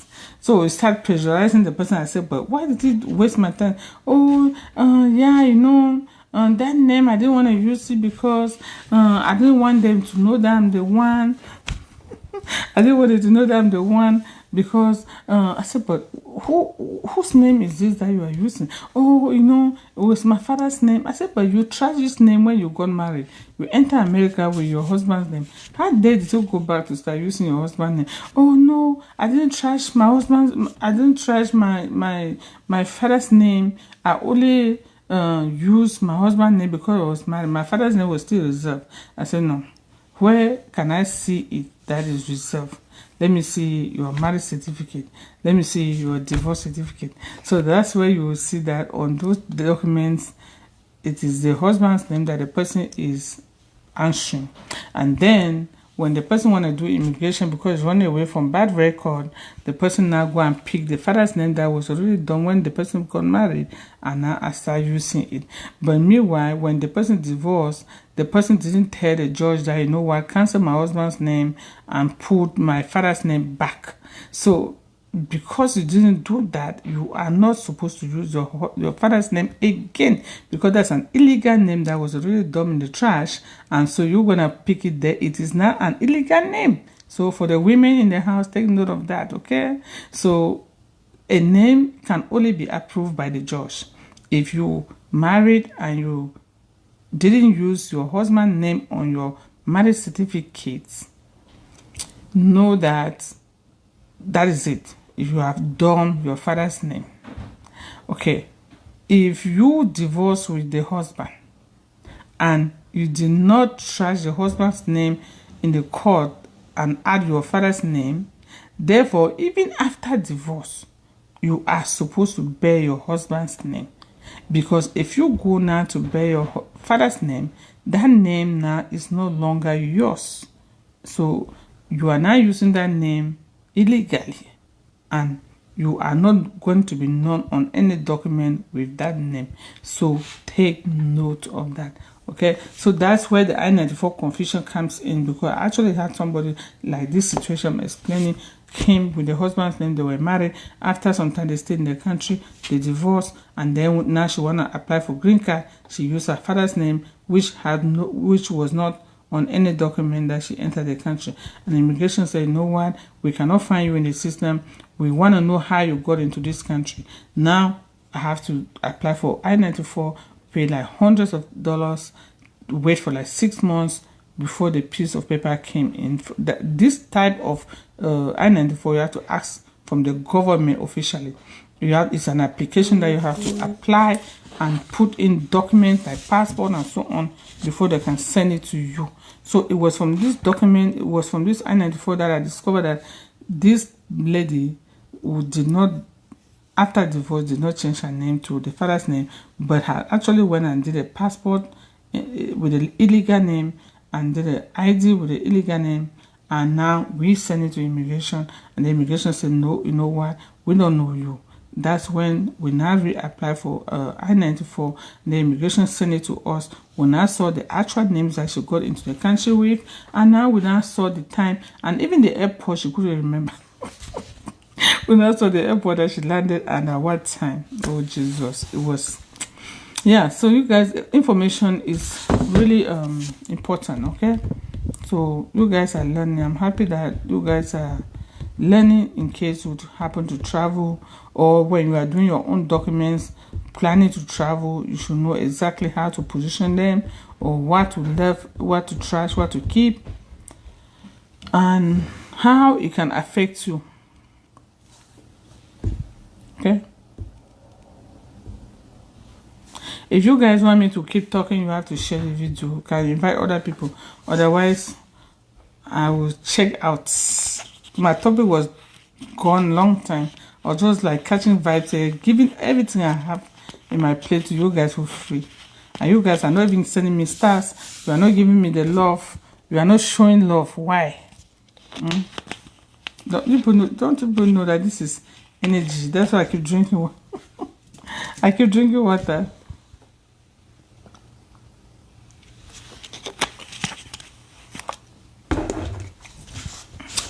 Yeah, first was laughing at. Yeah, so people should figure out your millions. Try to see whether you should go and give the million to the people, the agents, or you want to bring some to immigration vibes to give you the vibes. Choose.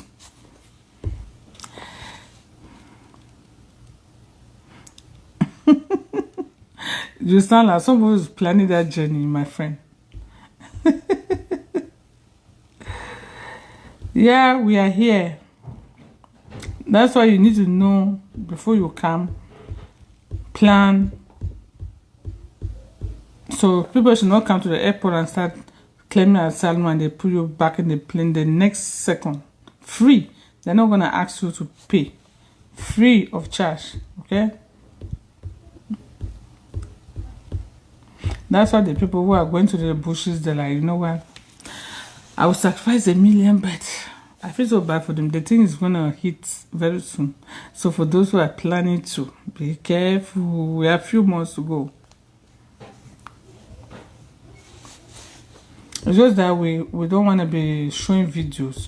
If you guys watch 2-3 videos about the border, right, and what they do, or what is taking place, you guys are going to cancel all the plans in your mind before 1 second. If you watch the video, how the people are coming in, or the path that they took, and how they arrive here, how they're being treated, so you're gonna like, okay. So I think my 2 hours have clock. Is that true? Who is this? You have missed the whole thing somewhere. How are you somewhere? You have missed. What is the topic of today? Greetings, Samuel from Nigeria. Samuel, you have missed one of the best topics. One of the best topics. So, Samuel, we're talking about. Now I have to repeat Samuel. Where do you think I have the energy?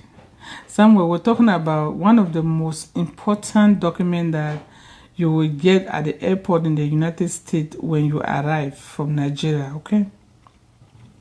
So this document is called I-94. It's a record of you and your information the first time you arrive in the United States. So we said in the past, this record used to be on a piece of paper and they will staple it to your passport, but now it is only available electronically. So when you arrive at the airport, they're going to fill this form on the computer electronically. It's going to have your names, your passport number, it's going to have your birth date, it's going to have the name of the country you're coming from, and they're going to save it. And it's also going to tell the officer what kind of visa you have and how long they gave you at the airport at the embassy to stay. And then the officer is going to determine whether the officer should keep what the embassy gave, or how long the officer at the airport is going to give you to stay in America. So this is going to be your record for life that will stay in the system, and the embassy can have access to it, and then the immigration can also have access to it at any time. Okay, so we're saying that sometimes people go to the embassy, they give them 6 months to stay in America, and then when they arrive the airport, then they will give them only 3 months. This is because they can interview you again at the airport, and your answers don't match the purpose of the kind of visa that you have in hand, and the officer will use their judgment to say, you know what, if you are going for a wedding, and then why is the embassy giving you 6 months? I'm going to give you only 3 months. So that is the kind of circumstances that can lead the airport to give you only 3 months. Okay.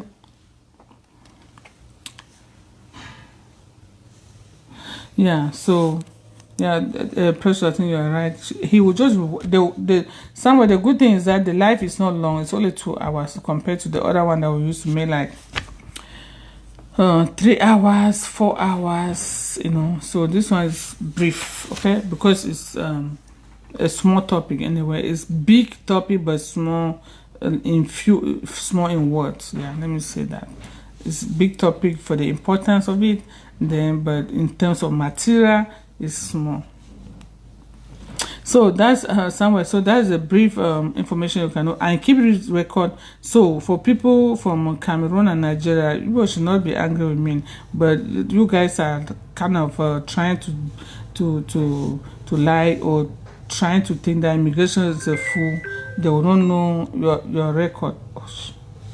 So they always like come, and then they try to overstay, and then when they go back to their countries and they try to come back here, they go to the embassy will refuse to give them a visa, but they will claim like they don't know that they have committed a crime. They will claim like the embassy don't have a right to punish them for staying 10 additional days on top of the time that they were given at the embassy, so at the airport. So a lot of people come here and they leave, right? According to them, they think that they have obeyed the law, but guess when they are leaving? They will leave at the last minute to the end of their time in the passport or the I-94, and they don't know that the way the fine comes each day that you stay in America illegally, they change it into money. They calculate it into money. So the penalty is in money. So they calculate like, okay, if you leave, for example, they have bans. This topic is getting long and long. They have bans. So they have 3-year bans. Is it bars or bars? Okay, so it's called like, if you got to understand, it's like banning. Okay, so they have 3 years. They have 5 years, they have 10 years. So depending on which one you are. So if you stay, let's say you overstay for 6 months, you will have like 3 years. Then you overstay for 1 year, you have like a 5. Then you overstay beyond 1 year, you have like a 10. Which means that what are these bars? Means that for this duration of time, you cannot get a US visa to come back.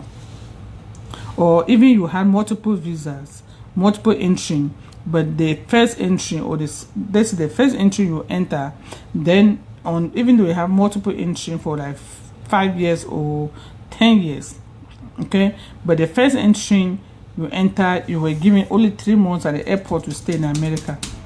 But in your mind, you keep fooling yourself that I have 10 years, I can stay here for 10 years, or I have 5 years, I can stay.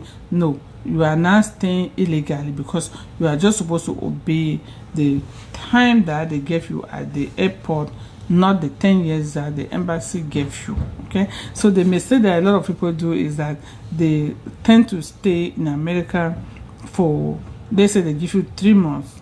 The person will stay for 2 months and what? How many days to 1 month? 29 days or 30 days, because maybe the date to leave is like 31st. They stay, or maybe they stay until that 31st. My friends, if you leave America on that same day that they tell you not to be here, you have violated. Because let's say you didn't monitor the time. Let's say you were supposed to, it was 31st at 10 o'clock, but now you are leaving 31st in the evening. They also take into consideration the hours. Okay, the hours. So because you didn't pay attention to know that you should leave, that is a good thing that you are out of America on the 30th. Don't even wait the 31st that they told you to leave.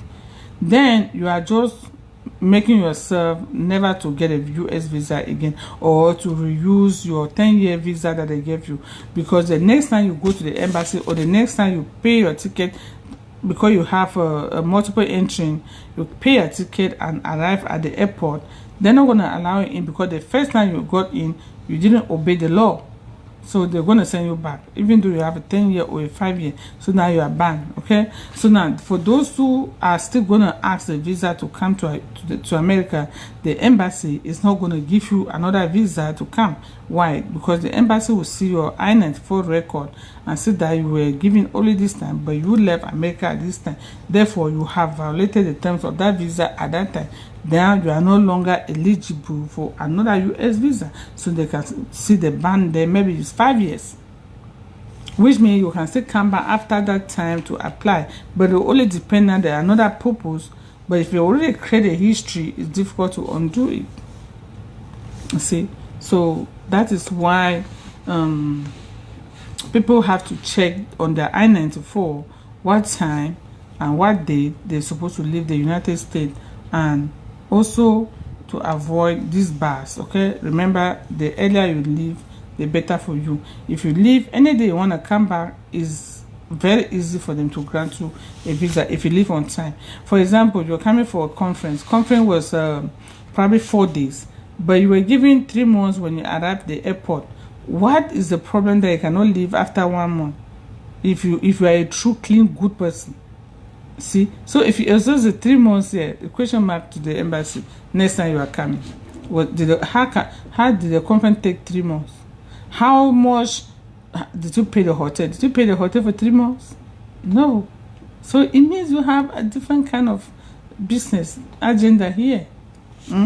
Or say you were going for graduation that just 1 day, they decided to give you 3 months by law minimum. Okay, so are you stay until the 3 months before you leave? How many days was the graduation? 1, right? But you were there for 3 months. So what is going to make them next time you go there and say you want it? They will not give you, because you are now looked upon like a liar, a user, somebody who use brain to convince the officer, thinking that you're I'm getting tired, guys. Thinking that you're too smart, but you don't know that they've already read you. They've already examined you and know exactly what you are trying to do. That's a way they punish you intellectually. Punish you. You cannot come. And Most of the it's in at the embassy, they will tell you that, oh man, we cannot give you this visa because you overstayed. Nobody has time to be explaining to you like that. The only thing is that, sorry ma'am, your visa has been rejected. You are not qualified to enter the United States, period. No more, no further explanation. So it is left for you now to learn to know that if you are being given that opportunity, don't abuse it, because what has the extra days got to do for you? The extra days are not going to put money in your pocket. They're going to jeopardize your chances of ever coming again. They're going to make you have a bad record in the system, like bar for 5 years, bar for 10 years, bar for 10 years. For so they open the wombs for other what embassies to see. Remember, I told you guys that how many countries share information? Canada, UK, Australia, Netherlands, New Zealand. Okay, so these are 5 countries that share their immigration information. So if they enter this information in the system about you, you are finished. Because if you want to go to Canada embassy, they will see it. You want to go to Australia embassy, they will see it. UK embassy, they will see it. New Zealand embassy, they will see it. So if they see all this about you, do you think that these countries are going to give you a visa? You're a bad apple. You're a bad guy. They're not going to give you a visa. So people are like, oh, I'm not, let the America even go. They think that there's something. I'm not even interested to go there. Now I'm going to go to UK. By the time you arrive the embassy at UK or whatever your document, the UK is going to say, let me see what this person has been to American embassy. But wait a minute, let me see what they talk about her. Or let me check what information they have about this person there. And then only for them to open your name, the computer, and see your name. It says banned for 5 years, banned for 10 years, banned for 1 year. What do you think? You also be banned in UK indirectly. Because can you imagine who want to be taking the rejected one? Who want to be taking the rejected people in their country without knowing the cause? So you have to wait. Go and correct yourself to be a clean, good, straight, not lie person. So that's the mistake a lot of people always do. They go to this embassy, they refuse them. They go to the next one, they refuse them. But they don't have this inside information that these embassies are connected. That once the other one refuses you a visa, it's difficult for the other one to give you. Because before they even give you the other one, they want to check to know why this embassy, first of all, refused you. If they see that the reason why they refuse you is because of some small thing, they can use other way to give you. But they see that the reason is like kind of aligned with what they think, they're going to use their own denial to deny you. But to you, in your mind, how many you go and pay money for agent for American embassy, American visa, you don't get it. You go and work for another money and go and give it to agent. Now agent, since this America is so difficult, please can you try Canada? You don't know that they are going to be the same people. They deny you. You say, okay, this America and Canada are too difficult. I heard Australia is a little bit cheaper and the visa is easy to get. Please, can you let me manage the Australia? Please, can you do Australia for me?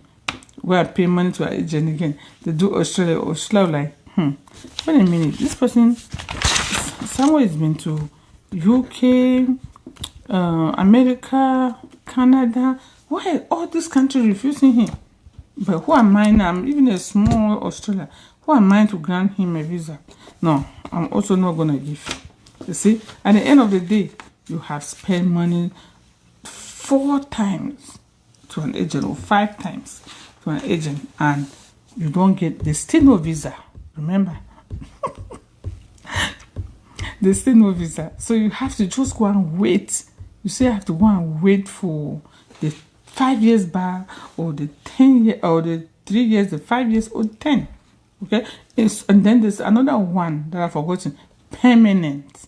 There's another bar that they call permanent bar, which means that the wait period is never going to end. Once you are being put on a permanent ban, it means that no matter what circumstances, you will never come to the United States. No matter how you change your life, no matter how you try to be good this time around, and you are not a liar, no matter how you want to be like a good, clean person, now the record cannot be undone. The record that you created is there. So everybody just want to act on the record. American like record. They like papers. Papers record. Either electronic or papers. If you stay in your house in America, every day you can have like the minimum letters you can remove from your mailbox is like probably 5. Everything here is paper. They like papers. Anything paper. Yeah, so I don't think you guys have more questions. Any question I didn't answer, you guys can re-ask. Oh my God, there's still some people coming. For the new people joining us, please ask your questions so that I can answer them before I leave. We're talking about I-94, your record as you enter the United States. The first time at the airport, I would like you guys to watch the video at the end. It's going to be posted on my page. You can watch it to get more information because I've been repeating, and the energy is gone. Jen, is it J1? Edele. Why are you giving this number? This guy. My friend, I don't call people. No, nobody should waste time to call me. For those who have been calling, I'm sure they can testify that I don't pick. So, or those who have been texting, they can testify that I don't even text back. So there's no point to waste your own energy. If you, I said I have a subscriber group there. They say subscribe for exclusive benefit.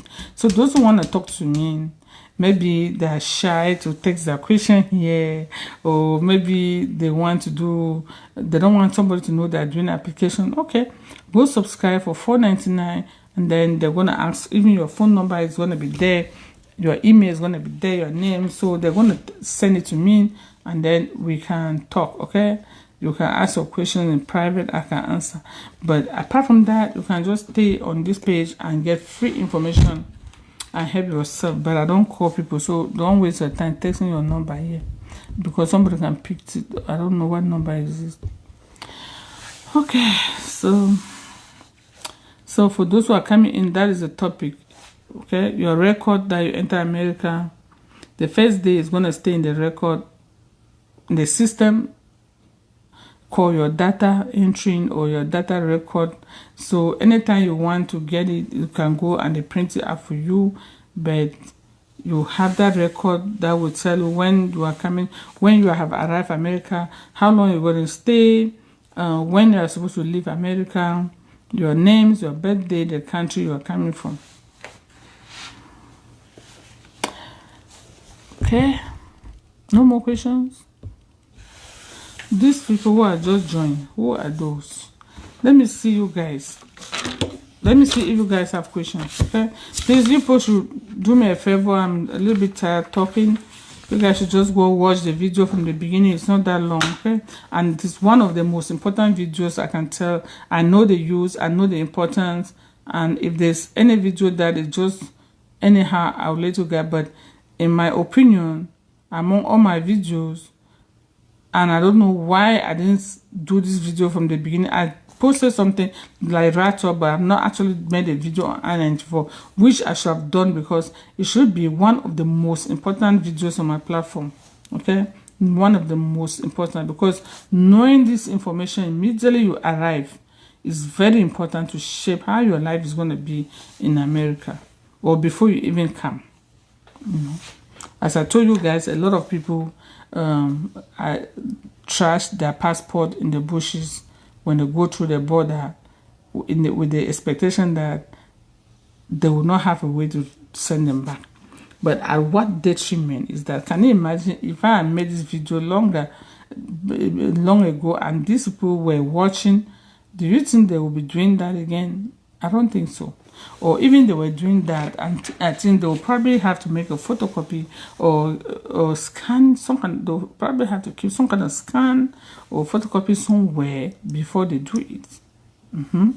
Not just trashing everything. Can you imagine the cost of money, the money you spend in your home country to make that passport, the hit you went through, out of a sudden, because you have arrived 2-3 countries away, you are not even inside America yet, you're trashing the bush. The people giving you guys advice, they're so misleading. So misleading. You know, advice that you pick from the street without going to school, it says a lot. Professional will not give somebody that kind of advice, because the consequences are bigger than throwing that passport in the bushes. Some people are even sent back because they cannot even succeed with their cases without identification.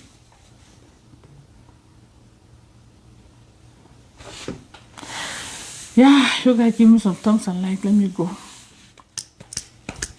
I've given you guys enough vibes for the day. Enough. Any other vibes now you guys have to pay with stars. I've already given you guys the free vibes. Please, Samuel, for those of you who have not subscribed to my YouTube, please subscribe to my YouTube. There's a lot of videos there that are well arranged compared to Facebook that has pictures in between, text in between, and whatnot. But YouTube is all well arranged, okay? So for those of you watching me who are not subscribed, please endeavor to go and subscribe, so that we can at least, as I told you guys, that there are certain topics I will not be coming on Facebook to talk about, but I would prefer to talk about on YouTube. So if we make YouTube to be the second channel where we can talk about those kind of things, that will be fine. And if we get a good number, then I can also go live on YouTube, okay? Probably by next month, but we have some numbers here, but I have to wait for some, probably when they approve it, then we can also go live on YouTube, because I realize that some other countries, people like to watch on YouTube. Not everybody who is on Facebook, who is on Facebook is in YouTube, and not everybody on YouTube is on Facebook. So that is the problem. So I need to certify both, okay?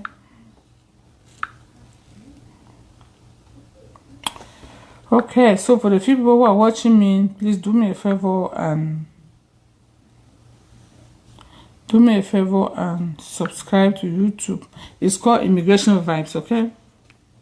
It's called the same name with the Facebook, Immigration Vibes. There, I have a link there. I think I have a link on the page.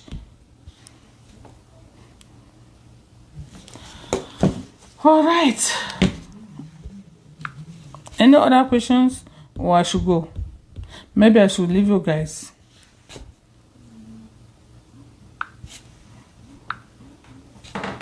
Let me leave you guys. Maybe I can come back again the night, since I might have some rest. All right. Samuel, do you have a question?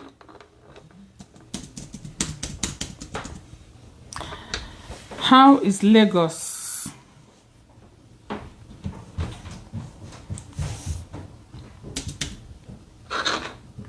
A lot of you guys are here. The Nigerians in Massachusetts, no, in America, the Nigerians, they have one of the, among African countries, one of the most populated countries, populated immigrant countries. Yeah, let me say that. That's why you guys are not on DV lottery, because a lot of you guys are already here through other means. So that is why they took you guys off the DV lottery. And the good thing is that even though you guys are a lot here, the Nigerian immigrants are the most successful in Africa, among African immigrants. So somewhere, that's the good news for you today. So statistics and all evaluation shows that Nigerian immigrants are the most successful people among other immigrants in the United States. And then I also saw another one a few days ago. Nigerian immigrants are among the most people that are in the health field. No, not they're the most doctors among other African countries. Somewhere you guys are good in almost everything. And then I also found out that Nigeria have the first professor in Harvard. That Nigerian, they have a professor in Harvard from Nigeria. That's good news somewhere. That is very good news. You guys are not doing bad. Okay, my friends, so it's massive. Everybody is almost tired and gone. Thank you, Precious. Thank you, Samuel. Thank you, Deli. Thanks, you guys. Please let me go get some rest. Thank you for those who are giving me love and like. Thanks for those who have been sharing. Thanks for those who have been busy in the comment section. Thanks for those who stopped by for some seconds and probably left. And thank you for always supporting me. Thank you for always standing by me when I come live. And I hope that the information that I share will help you guys, or also share. You can say share this information after this. As I said, all my videos at the end of live, they're going to be posted on my page. You can still feel free to share why I'm offline. Okay, so it is very important, as I said. Or if you are not traveling to America today, save this video. You can save this information. Even those who are in America today, they don't know this information, because unless somebody has to tell them, or unless they have to go and pay money for somebody to tell them this.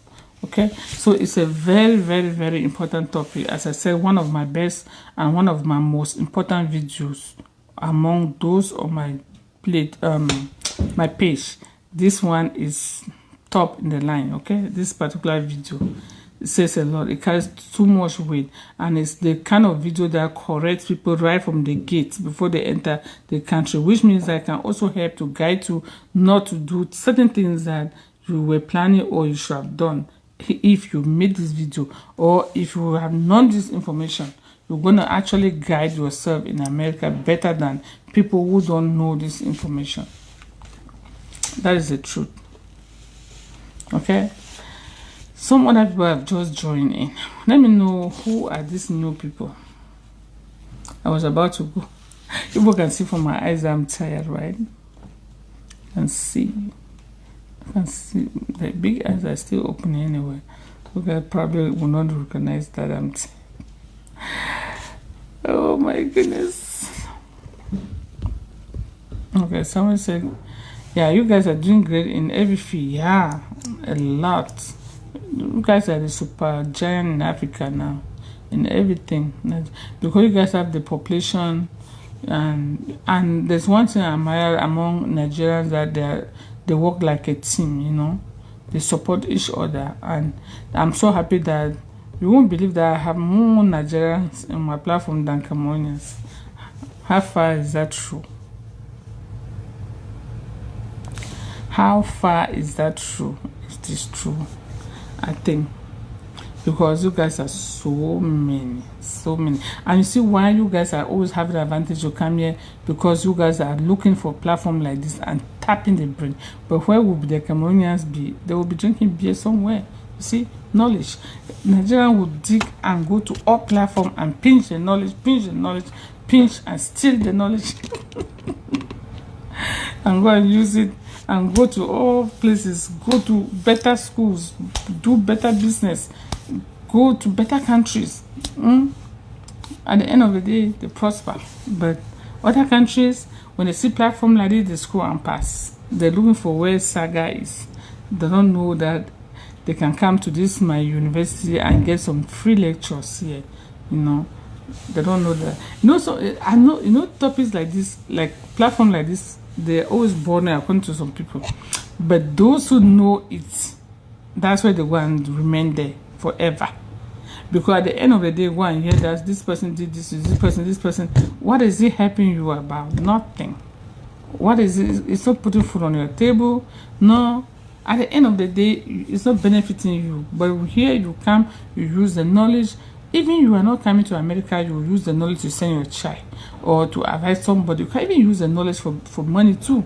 Say, oh, you know what, you want to do this, I know how to get that I-94. Let me tell you how to get it. Climb on the computer, do research, and get for the person and get paid.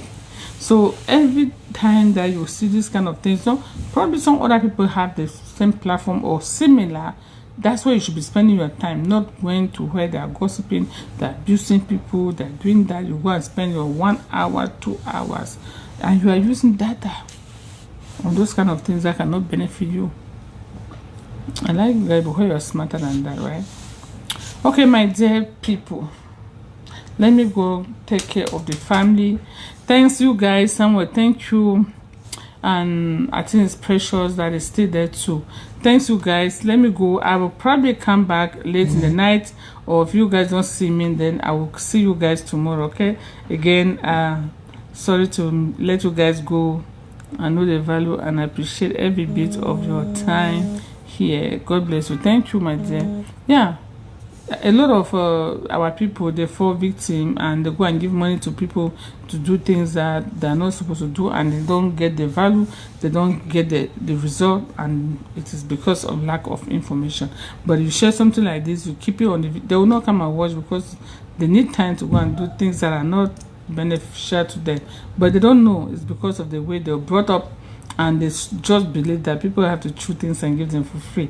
It's just like I can see here now, somebody say, oh, because you are sharing immigration information on Facebook for free and YouTube, I want to come to your office for you to do me this. There's no way you can reach me. If you call me, I will say pay. You come, I say pay.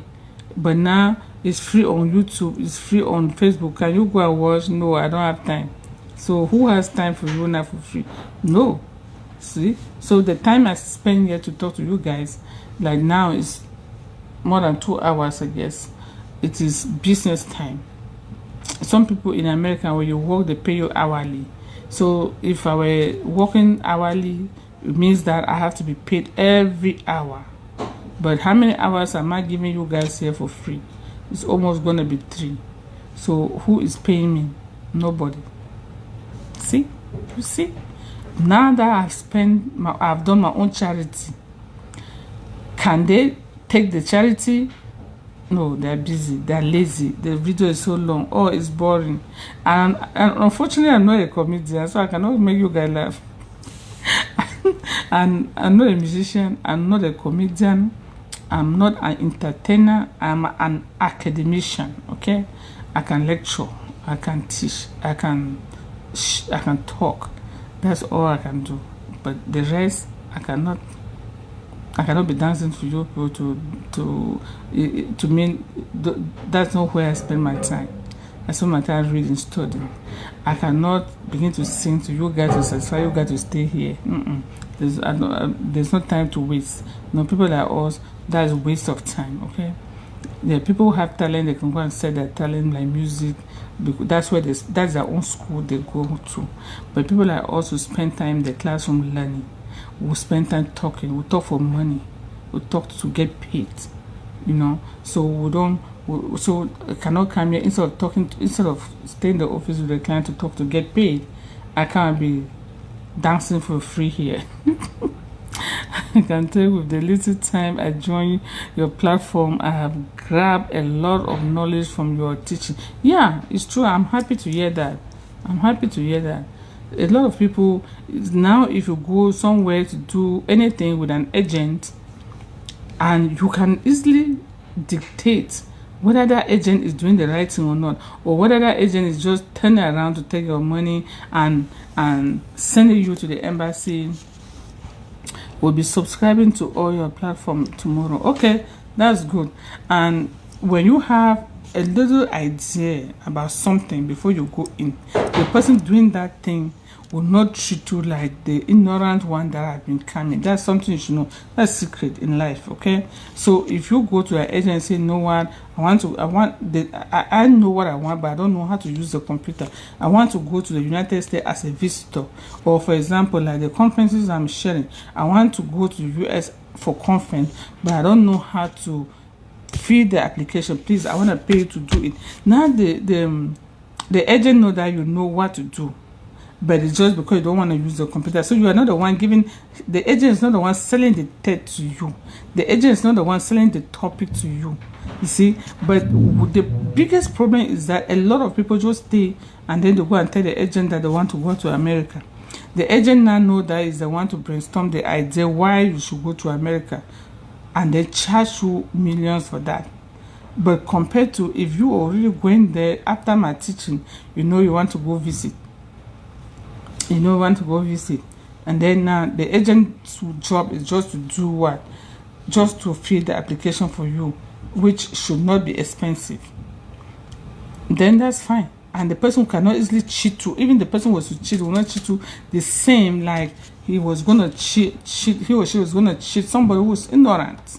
You know, because the agent know that you already know about visitor visa, you know about the conference visa, you know the requirements, you know documents from my page. The person is not gonna just be telling you things I don't know. You know, okay, now from the way the person will be doing the application or the procedure, you are also going to have a sense of whether it's going to succeed or not, whether the agent even know what he or she is doing or not. Why? Because you have been on this platform. And then another thing is, people should know that paying an agent is just to put the information that you are giving on the application. And most of the time, the implication of the information that you are giving to the agent, the outcome, they don't know. They don't know. So they are just taking your money to put what you are giving them on the form, whether they grant a visa or not. So what is that job? That job is just to make sure that they enter that information that you didn't even know which website to go and look. And then they submit it and they print it out, because they probably already bought a printer in their office. You don't have a printer. You can have a phone. You can even do this on the phone and then scan it and then go to where they can print something and you print it out. Okay? So, but the fact that the agent know that you don't have that means you don't know how to do it, they're going to charge you more. They're going to charge you, and then so that you can pay that money since you cannot do it yourself. So, but if you go to a professional and pay your money, the same money, the professional will like, oh, Samuel, you want to go to America and you say you are going for a conference. But now, this form says that we should put an address. Have you gotten an address for that hotel that you reserved? Because without that, I can't complete. No, you know what the agent will tell you? Because they don't know the consequence. Oh, I have addresses that I say, addresses in America that you can just put that you are going to stay there. The agent is telling you that is why that's why I'm charging you this money, you know. I'm charging you this money because I'm going to give you an address that I can put, you know. You're going to say, oh, wow, yeah. Okay, now you and the agent will agree, and the agent will put the fake address there, which you don't even know the state where the address is. You're not going to cram in your brain. You don't even know who has the address. In America, they just need to know your name. Put your name in the system. Your house will appear, your address will appear. So now, when you accept, the agent put the fake address on the form, when the embassy will be looking at the form, now you are going for a conference right there in front of the officer. The address is there, telling the officer where that address is. And then you are standing in front there and telling the officer how you are going to a conference in Texas. Meanwhile, the address that you put there is talking about Boston. Who is fooling who here?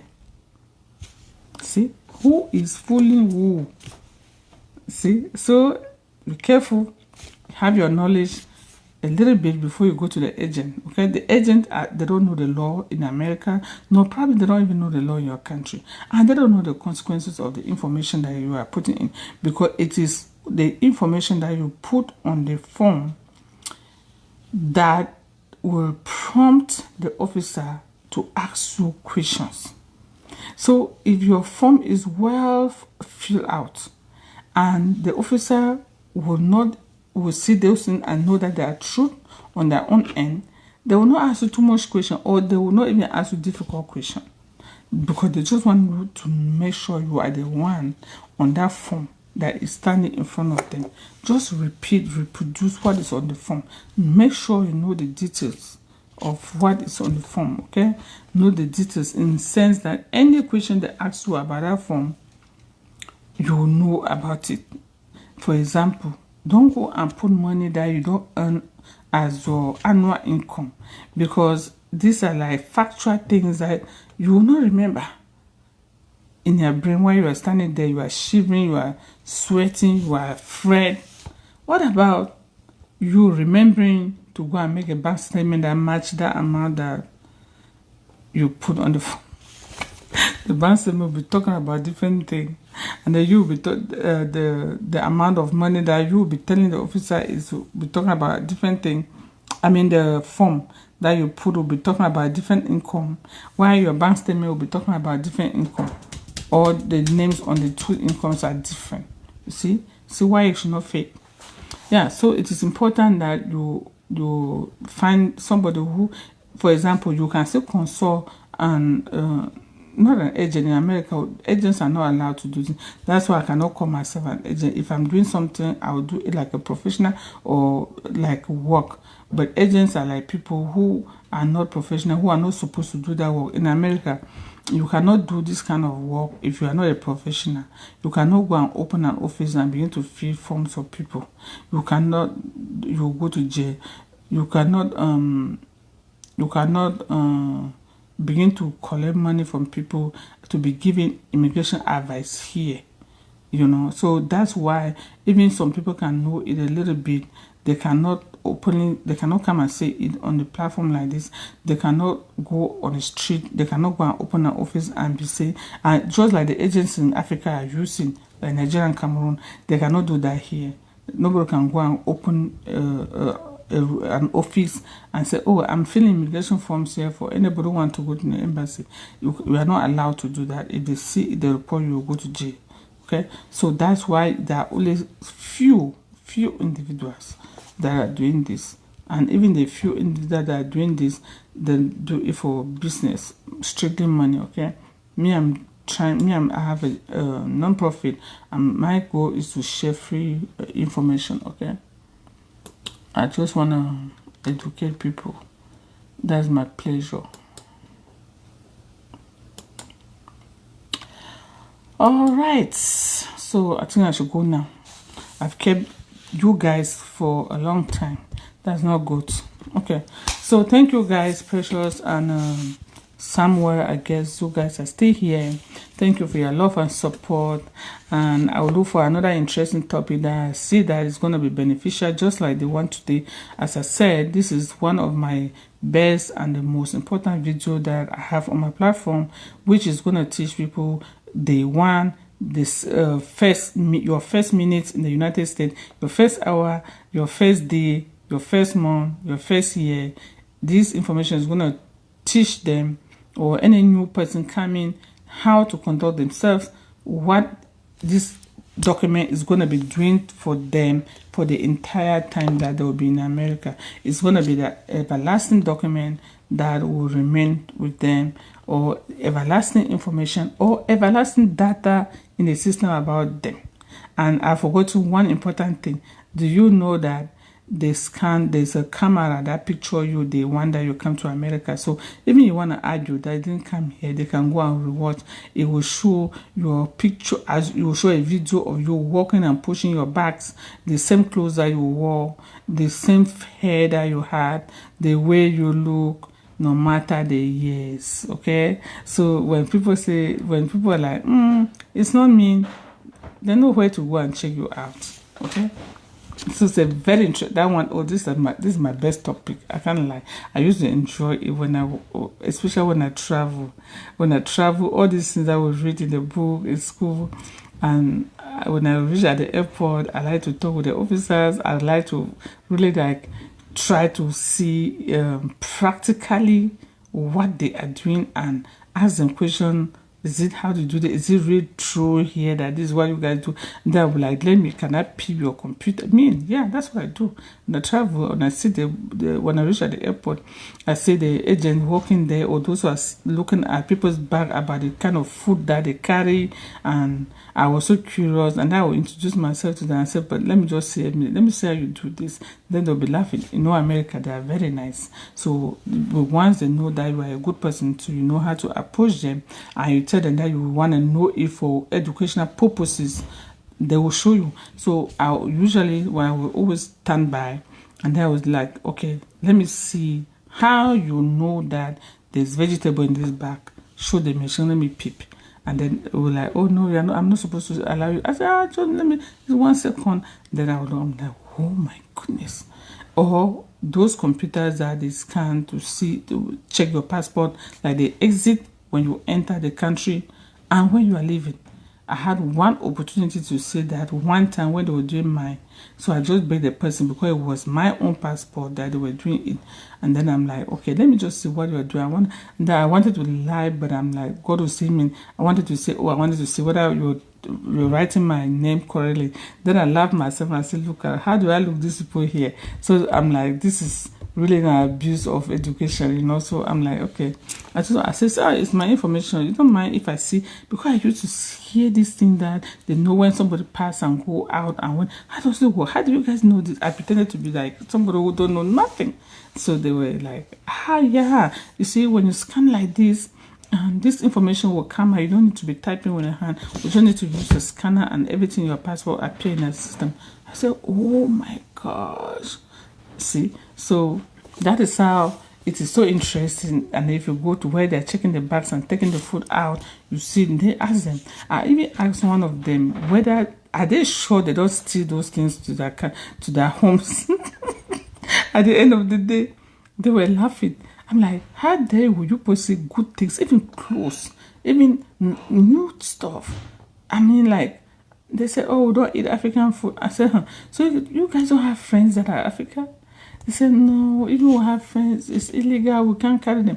I said, okay, what about giving it to charity places that African people, they go say, no, we are not allowed. I'm like, oh my gosh. But do you think I really believe that? I don't trust anybody. I don't trust anybody, because back home, like in Nigeria airport and Cameroon airport, you guys can bear witness. You think those things will actually remain there? Those things that when we are coming here and then they say your bag is overloaded, you can't go with this, they remove and keep. Do you really think that they keep those things to go and put in the trash over there? I don't think they do that. I think they carry them.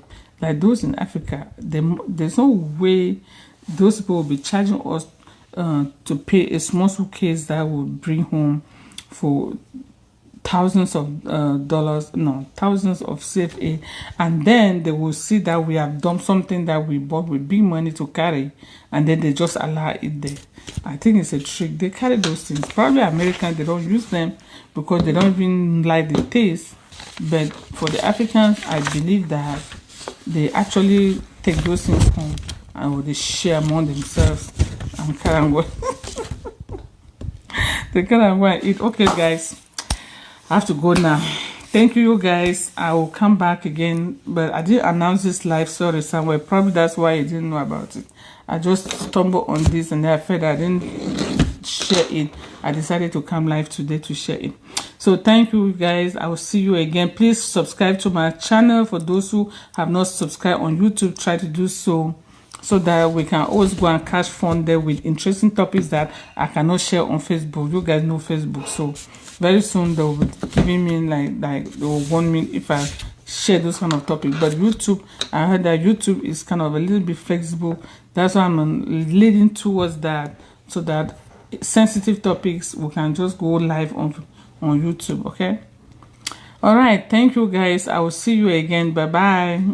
Thank you for the love and like. Thank you for everything. I will see you maybe late in the night or late in your morning, okay? Or early in your morning or late in your night. Thank you. Bye-bye.